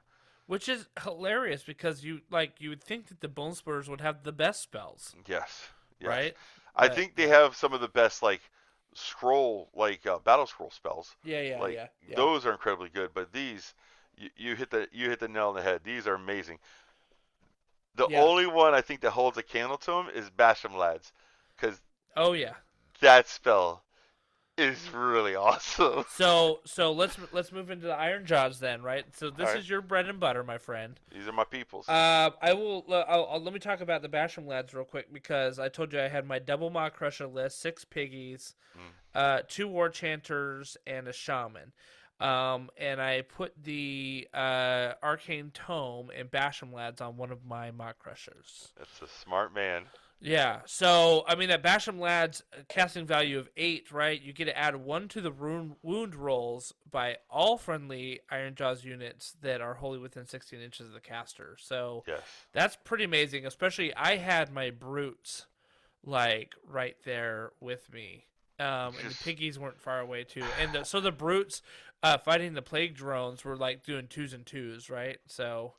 That was amazing. pretty amazing. It just sucked that they were my screens and he Lincoln chewed through those brutes pretty early on, so I didn't have that many left. But the ones that were there, boy, they put some damage in. You know. They do that. Like I tried a casting list for fun, and I mean Foot of Gork, like we talked about, if you can get it off, it's really good. But it's getting it off is the hard part. You know, the big green hand. I've literally never cast that spell ever because Yeah. I play piggies, and I can go touch you turn one regardless. So it Right. never was a thing for me. And then people were like, "Hey, what about brutes with this and this? You know, +1 damage, hand to gork them over. You know, mighty destroyers. They chart." I'm like, I don't know, man. It just seems like a lot, and I have to get the spell off on a 7, and I'm Yeah. like the worst caster ever. Like I never get spells off. I don't have bad luck per se, but it's beautiful. It's beautiful watching, like, I rolled a 5. I rolled a 4. Yeah. I rolled a 5. Like, it's all good. Yeah. I'm gonna come in. I'm gonna swing 30 attacks at you. Then I'll do something. But I don't know. Bash 'em, lads. Foot of Gork. I mean, they have some good spells too. Yeah. But bash 'em. Like we said, anything that adjusts, in my mind, anything that adjusts combat, if you're a combat-driven army, is so detrimental and so positive. It's like I'm +1 to wound. 3 units being able to do +1 to attack. I'm like, or Yeah. +1 to hit. Excuse me. Yeah. Look, I think so are there two builds for Iron Jaws in your opinion? Yes, there's two viable builds for sure. The double Maw Crusher build is a viable build. Okay. Like I'm not going to sit here and tell people that that's not a viable build. One, Right. I think that build is funner than the build I play, and I think it outputs as much damage as what I play. I Right. think it goes in and it says hello, and then things don't respond because it's all dead. Like Right. it's very good.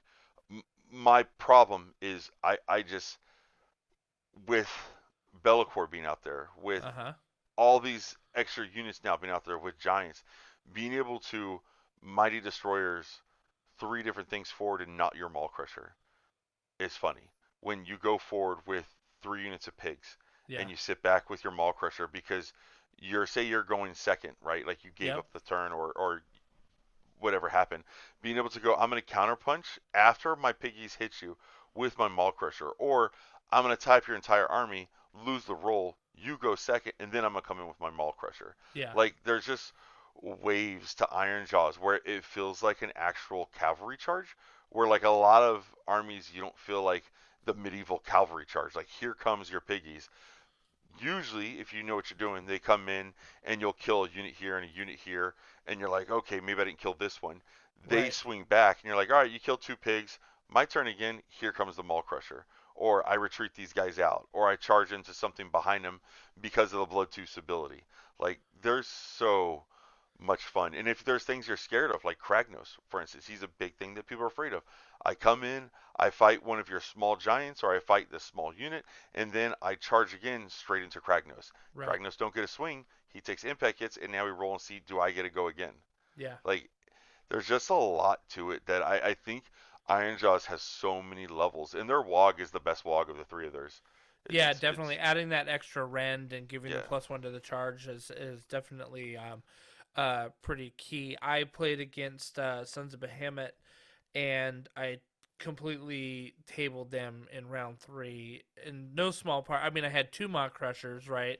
And I called that Iron Jaws WOG, and they just ate through those things because all of a sudden, like, that tail attack is getting like it just Yes. went straight through. All the damage went straight through, and I had it, Yes. because I did like the finest hour, and I gave them all out attack, so I'm hitting 2s and 2s on everything, and like the rend is out of control, and I got the war chanter buff on him. So Yes. he's like, I said all the tail attacks went through, and he goes, okay, how much damage? I'm like 28 damage, Yes. just the tail. And then they stare at you, and you just look at them. You go, I know. I know. sorry. I'm pretty sure you need to pick up the model now. Use both hands. It's use both hands, please. But pick it up. But that leads me to like I don't want to say like everyone wants to win. I say it all the time. Yeah. Like I want to win the game, but I want to have a fun game. Yeah. I'm not at a point in my life where I have to win this tournament. Like I want to Right. have fun. So like when I look at certain opponents, I'm like, man, you are not having fun right now. Right. All right, like I need to play something different. But when you say are orcs in a position to win, yes, I think in the hands of a player that knows their book and knows what they're doing. I don't want to say they're a guarantee, but I'll say it. They're a guarantee 4-1 army. With decent matchups, you can go Yeah. 5-0. Right. Like they're a 4-1. There's I think that's fair. there's whole armies that literally can't beat them. Or I have to roll straight ones and twos, Right. like for you to win. Like Yeah. there's armies that just, I'm really sorry, this isn't going to be a fun game for you. Let's try to make it fun. Or you're thinking that in your head, like, how can I make this fun for them? And then it's like, all right, cool, we salvaged some port of a game so the person at least wasn't like miserable the whole time. Right. And that's where my mind goes. And there's other armies where, because I played against Nurgle without knowing what their army does, right? And Yeah. I charge in like I always do. And my big guy, I didn't use Destroyer because I was like, I don't need Destroyer. I went into 2 of those Blight drones, Oh, and yeah. I failed to kill him by 1. And I'm like, mathematically, because we all do math, I was like, I easily should have killed him with 3 damage upstairs and 4 damage downstairs. I'm like, Yeah. what just happened? Like, how did I not kill him? Yeah. And that kind of stuff just happens, right? Right. So, and then I learned about their bubbles and -1 to hit and -1 rend and -1. I'm like, oh, so all I had to do was stay away from you and make you split your army up. And Right. that's where it comes into, well, I'll never make that mistake again. Hey, fun game, And Yeah. like, Yeah. I love me some. I mean, the little tricks like Mighty Destroyers into combat, retreat out of combat. Oh, you didn't redeploy? I'm gonna now pile into your guy and kill him in the back. It's like, that's funny. Yeah. There's lots of little tricks I feel like they do that people don't see. And it's like, yeah, I can just do this. Like, I'm not gonna move my big guy forward, and they just stare at you. You're like, yeah, I'm just gonna attack you with pigs. Yep. Yeah. Well, and so I think that you hit on an important thing. I mean, I like the double Mark Crusher list. I'm not like wedded to it. I was just because it's fun, right? Like It's 2 fun. dinner plates going down the field. But 2 onions. Are you allergic? yeah, Okay. exactly. So I think you hit on an important point though, and you didn't come out and say it right away, or directly, but your list with all the piggies and only 1 Mock Crusher, what it's doing is it's taking advantage of the sub-clan ability Yes. of the Blood Twos, right? Like, if you only have 1 unit of piggies, are you maximizing that ability? Like, to, Not even close. yeah, exactly. Same thing if you're taking the Chappas, right? Like, you better have like a bunch of Ard boys on the field, right? Like, Yeah. you better have a bunch of like war chanters helping you out there. And if you are, I think if you're taking the Iron Sun's ability, right? Like, you need to really think about how can I charge in my opponent's charge phase. Like, what does that like? Am I maximizing my position? And I mean, obviously, this is like with every army. Every army's got its tricks that you need to learn how to do it, but I feel like it's especially important with the Iron Jaws. Yeah. If you're playing the double Maul Crusher, I almost think you really should be playing Iron Jaws. Like, you really Straight should be playing Iron Jaws, that. yep. Yeah. That way, when people come over and charge you, or Iron Sun, excuse me, people Yeah. come to attack you. They don't want to engage your big guys. Like, they're gonna find other things to kill. And like, okay, cool, I'm gonna charge you now. Yeah. I'm like, Yeah. oh, that's right. And then I Yep. mean, not to like gloat in other people's face, but haha, I use 1 command dice and rally 3 units of pigs. Like, Right. it's a beautiful Right. thing. 1 command dice and I can redeploy 3 times. Like, Yeah. it's really funny. Like, they made the Maul Crusher, I think, one of the better units in the game. Like, Yeah, and there's like 3 or 4 that are up there. I Yeah. think he's one of the better ones that are just like, this guy's just incredible. well, it's funny because I feel like in 2.0, the Mock Crusher's dinner plate base was a liability, Mhm. but with the ability to now affect 3 different units with a command ability, that dinner plate has now become an asset. Because now you can reach out and touch somebody further on either side, right? Yep. So I agree. I think that they made him like very, very good. How do you feel about a list with like a lot of brutes? So let's say you have like maybe a Mod Crusher, like, I don't know, unit of 10 brutes, unit of another 10 brutes, and maybe like 3 piggies or something like that. I think if you're not playing Choppas, don't even worry about taking piggies.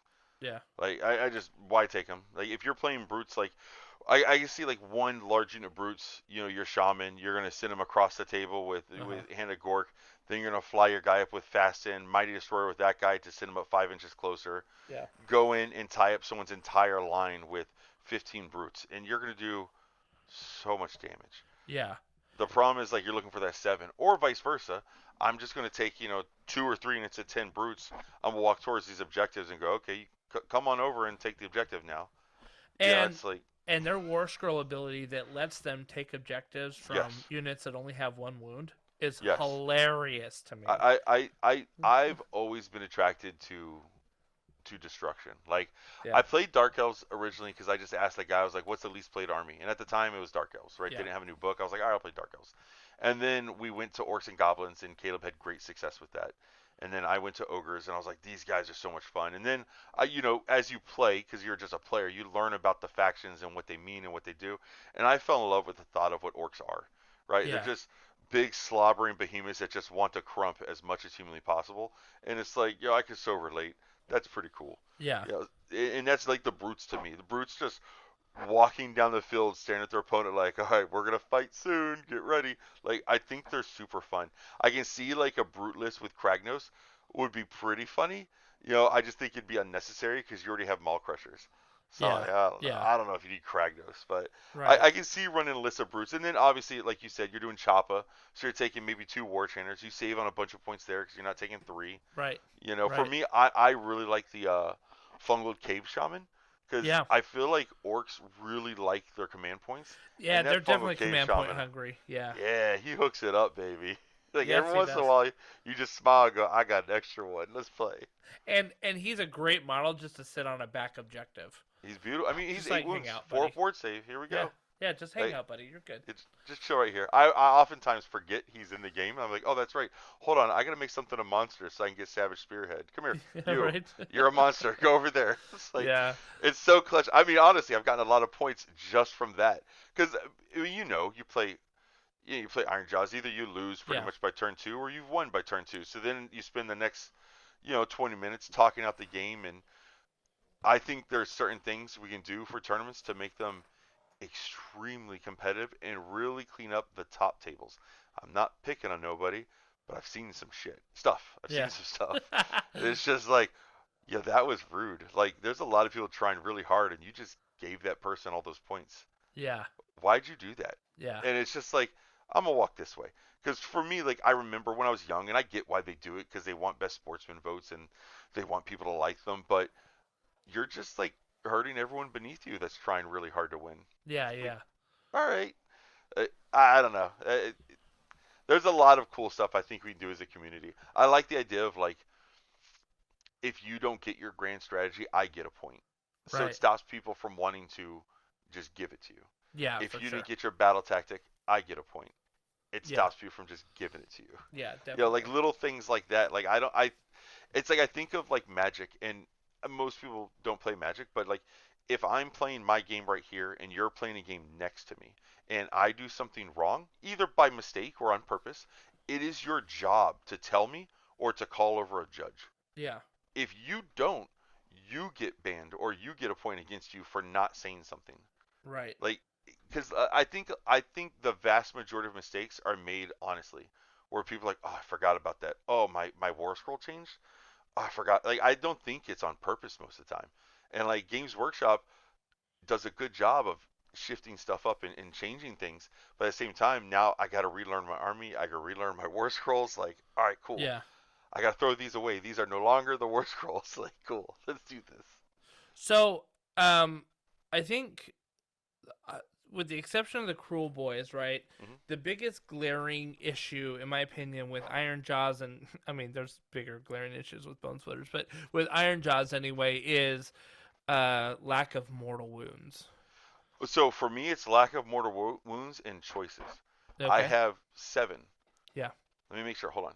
If you don't count a named character, 1, 2, 3, 4, 5, 6, 7. If you don't include Gordrak, I have 7 choices. I'm not including these random things they put in the back. Like, I have only 7. Yeah. There's, like you said, the only mortal wound stuff is from Gorgrunner's charging in, which is good. Yep. Or Gordrak stomping. Yeah, Not yeah. Gordrak, but a Maul Crusher stomping. Yep. But other than that, you don't have more wounds unless you're getting a 10 off on a spell. Right. You're not getting mortal wounds. And it is a problem. The thing where I think it evens out so it's not so, you have so many attacks. Like 7 attacks per picky. Yeah. It's here we come. So it's weight of dice, right? Yes, that's in my mind 100% what it is, and it's good dice. It's not 4s on 4s, it's 3s on 3s. Yeah. Yeah. You know, and if you all attack, it's 2s on 3s. You know, Right. like it's a lot of dice, and you're just picking them up and you're just rolling them, and you turn to your opponent and you say make 23 saves. Right. And it's like sometimes it's make 23 saves at Ren 3. Yep. Yep. You know, Yeah. so it's like you're 100% right. No mortal wound outfit for this army, but outside of the super behemoth things like the Kragnos or some of the AOS Space Marines, not a lot of things have a 2-up or 1-up armor save. Right. So you could get through a lot of it. It's just the unrendable stuff. Like what I always tell people, like when I play like against Night Hunt or things that can't be rended, it's like it's my best matchup, and they're like, well, why do you say that? I was like, because I have 1,000,000 attacks. That's right. It's like I'm okay. I got 1,000,000 attacks. You'll fell them. You can't pass them all. You know? Right. And yeah, I mean that is totally Night Hunt's weakness, right? It's just the sheer number of attacks will totally eat them away. Yeah. So, if I can get there. well, what do you think is the Iron Jaw's worst matchup?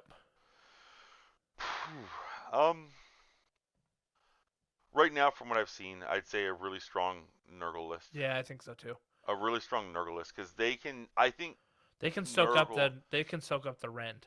I think they can soak up the most. Yeah, they can soak up the most damage of all the armies. They can take almost any hit. Now, that just means you got to play not like an orc is the problem. What I've learned, it's like, oh, I'm playing against this army. All right, I'm gonna go touch objective, and I'm gonna force them to spread their army out, and then I'll go kill that, or I'll try to kill that, or I'll try to kill that. Like that army, I can't just go straight into and fight. Right. You know, the one that was probably the trickiest to play was the high elves. I forget what they're called with the little foxes. Yeah, Lumineth the with the Lumineth foxes. Oh yeah. It's like, wow, this is abusive. All right, cool. Like you have to literally. All I did when I played him is I went, all right, I'm just gonna ignore him and go attack your stuff. Yeah. And the look on my man's face is like, oh, yeah, I guess you could do that. It's like, yeah, I'll just go attack your stuff. Yeah. You know, yeah, I don't need your that foxes one. can stay there. Go to shoot your 3 shots at me. It's okay. I'll attack all your guys. Yeah. And then you're sitting on objectives. They can't take them from you, and it's like, all right. But they're so. I found them to be very, very annoying, very, very hard to deal with because they can just run away from you. Yeah, like, totally. In your turn, in my turn, which was it's so annoying. So annoying. So I feel like the annoying stuff is really hard to deal with. I don't know. Like, I mean, there's other things in the game. Like, I'm sure there's gonna be some issues with this new monster having to sit there for 2 rounds to fight it. You know, it's like, yeah, it's a lot. The hard part of, I think the reason I've been so successful is I don't try to mix in magic really. Yeah. If you're not good at it, I don't do it. I'm just gonna go forward and we're gonna fight and we're gonna have fun, or try to have fun. But definitely Nurgle. If I had to pick one, I would say Nurgle is by far the most difficult to deal with. Yeah, just because they can soak up that damage, and it's pretty crazy. It's pretty crazy. I had Lincoln. His general was on the ropes, right? Yeah. I did like 6 attacks against him, right? And like he had like 2 wounds left, right? He rolls like 5 5s. 5 out of 6 5s. And I'm like, you son of a gun. Like, and he's just like, dude, that's pretty crazy, huh? I'm like, I hate you and your dice. Just leave the store now. But then his turn, he heals D3. Then heals another D3. Then he casts a spell and heals D3. You're like, I hate you. I hate you so much. Like, it's fun, and I love it because it's like the same thing as my army, but different. And it's like, in the lore behind Nurgle, they're my favorite of the Chaos Gods. Yeah, it's like, I'm just here for love. Like, I don't understand why you don't love me. Like, it makes me smile. Yeah, totally. But Nurgle, there's not a lot of bad. Ideneth with the unrendable sharks, that's a lot to deal with if a person dumps a lot of points into them and can shield their whole army. That's hard to deal with.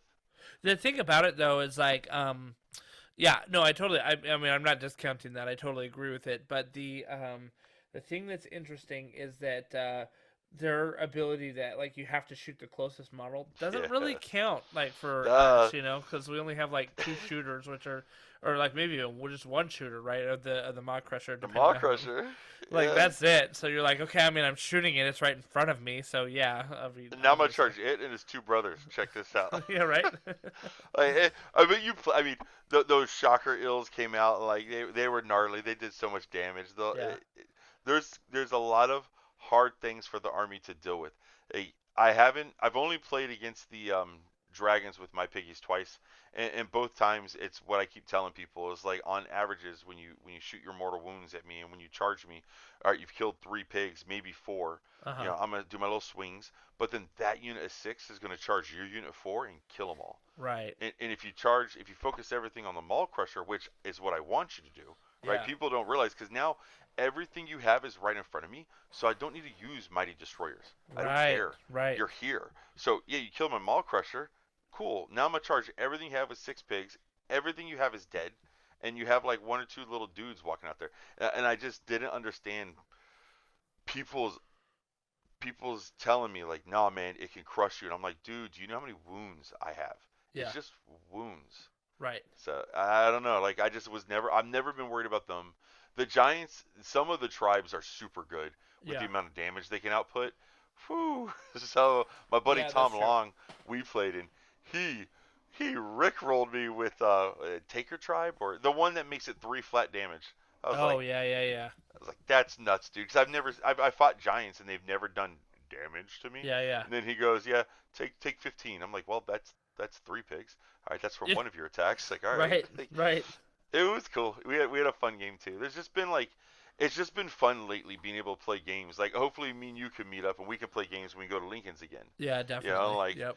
it's fun, right? Like I just want to play and I want to learn. But I would tell you without shadow of doubt that Iron Jaws are still up there in the hands of someone who knows what they're doing. They Yeah. still can do a lot of damage. Like against Caleb's army, like I mean, I personally don't like back to back. You know, we talk about it. It's like, all right, I charge you. Let's see who goes back to back. Yeah. You know, it's like, oh, I get to go back to back. You lose. Oh, the turn stayed priority. You win. Right. It is Right. so much magic damage. There's nothing you can do. Right. Which I have a question for you. When you build your Maul Crusher, what's your go-to mount trait? Ooh, I've been using fast one with the destroyer on it.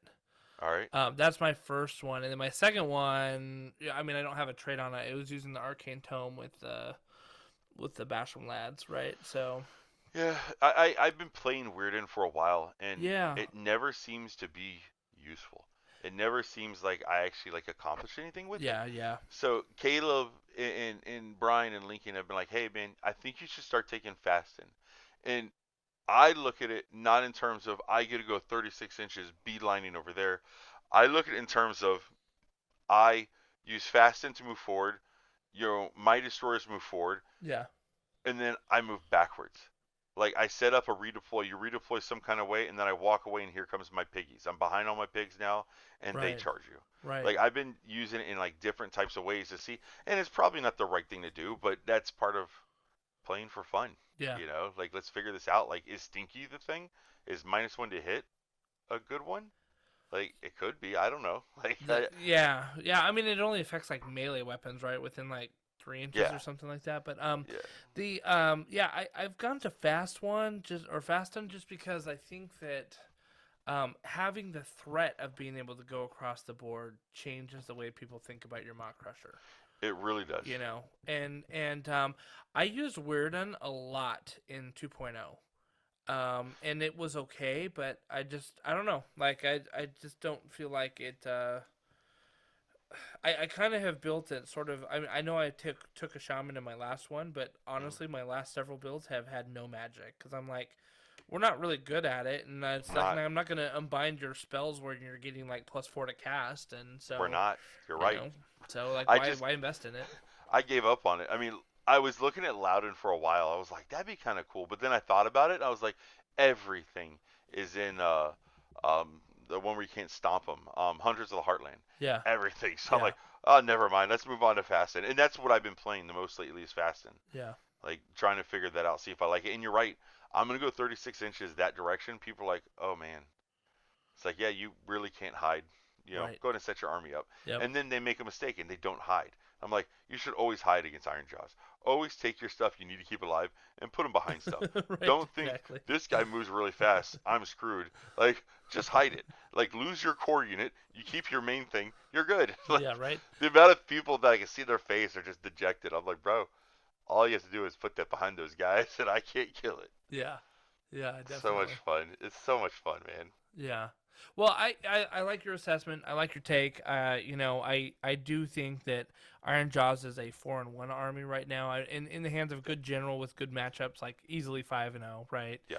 Yeah. I think that if you're a new player, you're probably going 2-3. Yes. I think 2-3 is about right, because I think it's easy to lose with Iron Jaws if you don't know what you're doing. Yes, it is. Because you could just be like, oh, I'm just gonna charge them all up, and like find yourself like getting worked by a bunch of dragons because like they just did an all-out attack on you, like when you charged into them, and That was me my first 3 years of playing them. I'm just gonna charge everything. I don't care. yeah. And then I was like, wait, how about you try to win, Scooter? Yeah. You gotta have a little bit of cunning, right? Like, Yes. And I feel like they have so much like sneaky stuff. It's like, this is gonna be fun. Well, it's so funny because I was telling you I tabled the Sons of Bahamut in like round 3. Yeah. But really, the ones who did the heavy lifting were my brutes. Really? Because he had 3 Ale Guzzler Gargans, right? Like the little man-eaters or whatever they're called now. And they did smashing and bashing. And literally, it was delete. He had 3 of them. Delete in one turn. Because like they had the duff up the big ones ability, and they were just like, I had a war chanter behind him that was just giving him like crazy buffs, and so they literally went smash and bash, smash and bash, smash and bash. And then it was Mike Rock Crusher's turn, who was up next to the guy, and of course I had called the Iron Jaws Wog because everything was in, right? Yeah. So I had called the Wog, and so it was like smash and bash, smash and bash, smash and bash, and delete that Gargant and delete half of the other one. And he's just like, I literally just lifted up 4 models in this turn. Yeah. So like, he had I only 2 have left. I only have 7. Right? It's terrible. And so it's one of those things where it's like the brutes were the ones that let that thing go, because he basically was thinking like, oh, these man-eaters are just gonna like walk through these things. Yeah, no. And they went first. I think he swung first at one of my Maw Crushers. Right? Really? And he took some damage, and I'm like, you didn't go for the brutes, huh? Okay, well, here we go. And it was like brute, and then like all the way down, and so yeah, I mean, like there's a lot of little things. I think if you're working it right, if you know what you're doing, you've got a good tournament ahead of you, for sure. Yeah. So if it's like your first army, then you better go learn some things. Yeah, I mean, I think they could be a fun first army just because of how few choices you have. Yeah. But like to really figure out how to master it, I think a lot of it is understanding what your opponent is playing, what your opponent wants to do. That's a very good point. I think it's less about knowing totally what your army does. I mean, you have to know what your army does, but once you know what your opponent's army is capable of, then you know how you have to deploy yours. Yeah. Because you don't have in all reality, you don't have a ton of choices. Your choices are really about when and where. Yeah. Right. I think a lot of it is knowing when to play like an orc and when not to. Yeah. Like, totally. I've lost games because I feel like, oh, you shouldn't play this one like an orc. Don't do it. And then in hindsight, if I would have just charged them with everything, I would have tabled them in 2 turns. Yeah. Like, why did I do that? And there's other times where you go charge and you're like, oh, he even told me that there's a 16-inch bubble of -1 to hit. There's a 16-inch bubble of -1 to wound. He told me that, and I still chose and I still went in, to go straight in there. Yeah, exactly. Like, awesome. Like, why'd I do that? My first foray into Iron Jaws was really tricky because I had just come off of playing Night Hunt, and so I was playing Iron Jaws like Night Hunt, which was like really cagey. And I'm like, why am I playing these orcs? Like, because you really have to choose your combat with Night Hunt. You do. Can't just go in and be like, I'm just going to put a whole bunch. You have to be like, either I'm feeding you chain rats or I'm going to skip around this board and strategically take, positions and stuff like that. So, yeah. Anyway, I was playing the Iron Jaws like Night Haunt, and I'm like, I'm doing this all wrong. Like it's too much cunning, you know. Too much thinking. Too much thinking. Exactly. So anyway, but I'm glad to hear that you think that they're still viable. I absolutely do. You know, as more books come out, I've been pleased with Games Workshop. I haven't felt like anything has really like truly broken the meta, and in fact, it's adding a lot of flavor into the competition. So I'm glad, because I felt like in 2.0, whenever a book would come out, like it's the next best thing. Yeah, and there's a couple books that would just be like completely useless, right? I fully agree with what you just said. I feel like they had a huge problem back. I mean, they still have little problems with like I don't want to say playtesting, but hey, are you sure you meant this? And then you find out within a week, no, that's not what we meant. Right. And it's just like, man, like I'm not saying let me playtest. I don't playtest enough. Don't let me playtest. But like, if you need a list of people, I can give you a list of people that will critique the crap out of your book and help you out. You know, there's a lot. Like, give it to Team USA. They play a lot. Right. You know, it's like, I don't know. It's been a lot of fun, and I agree. I agree. Games Workshop's done a really good job lately. You know, except putting one monster in a box full of terrain that no one wants. You know, besides. That's fair. They're sneaky that way. Yeah. Well, Scooter still bought it. Well, Scooter, thank you for coming on the show. Such a great conversation. A pleasure. You know, we love talking orcs. We'll have to get on here and talk some other stuff as soon as you finish painting your Legion of the First Prince. Maybe we'll see how you guys are doing with that. I'll find some obscure army become good at it. We can talk about that. There you go. Gloomspite Gets. We need someone on here. We're out. We're out of that. You know, I tried making a list. Yeah, right. It's so impossible right now. Oh, it's been awesome. I appreciate the invite to get on and talk to your audience, and hopefully they gain some stuff from this. Yeah. Well, listen. I hope that we can get together in person and play some more as well. So. 1000%. I look forward to it. Well, thank you again, and everybody who's listening, thank you for giving us a listen. Hit that subscribe button if you haven't already done that, and if you've got something that you would like us to talk about, a specific army or a specific person you want to hear from, just give us a like on Facebook or Twitter, and hit us up and let us know who you'd like us to interview next. So thank you very much for listening, and have a good night, everybody. Good night, guys.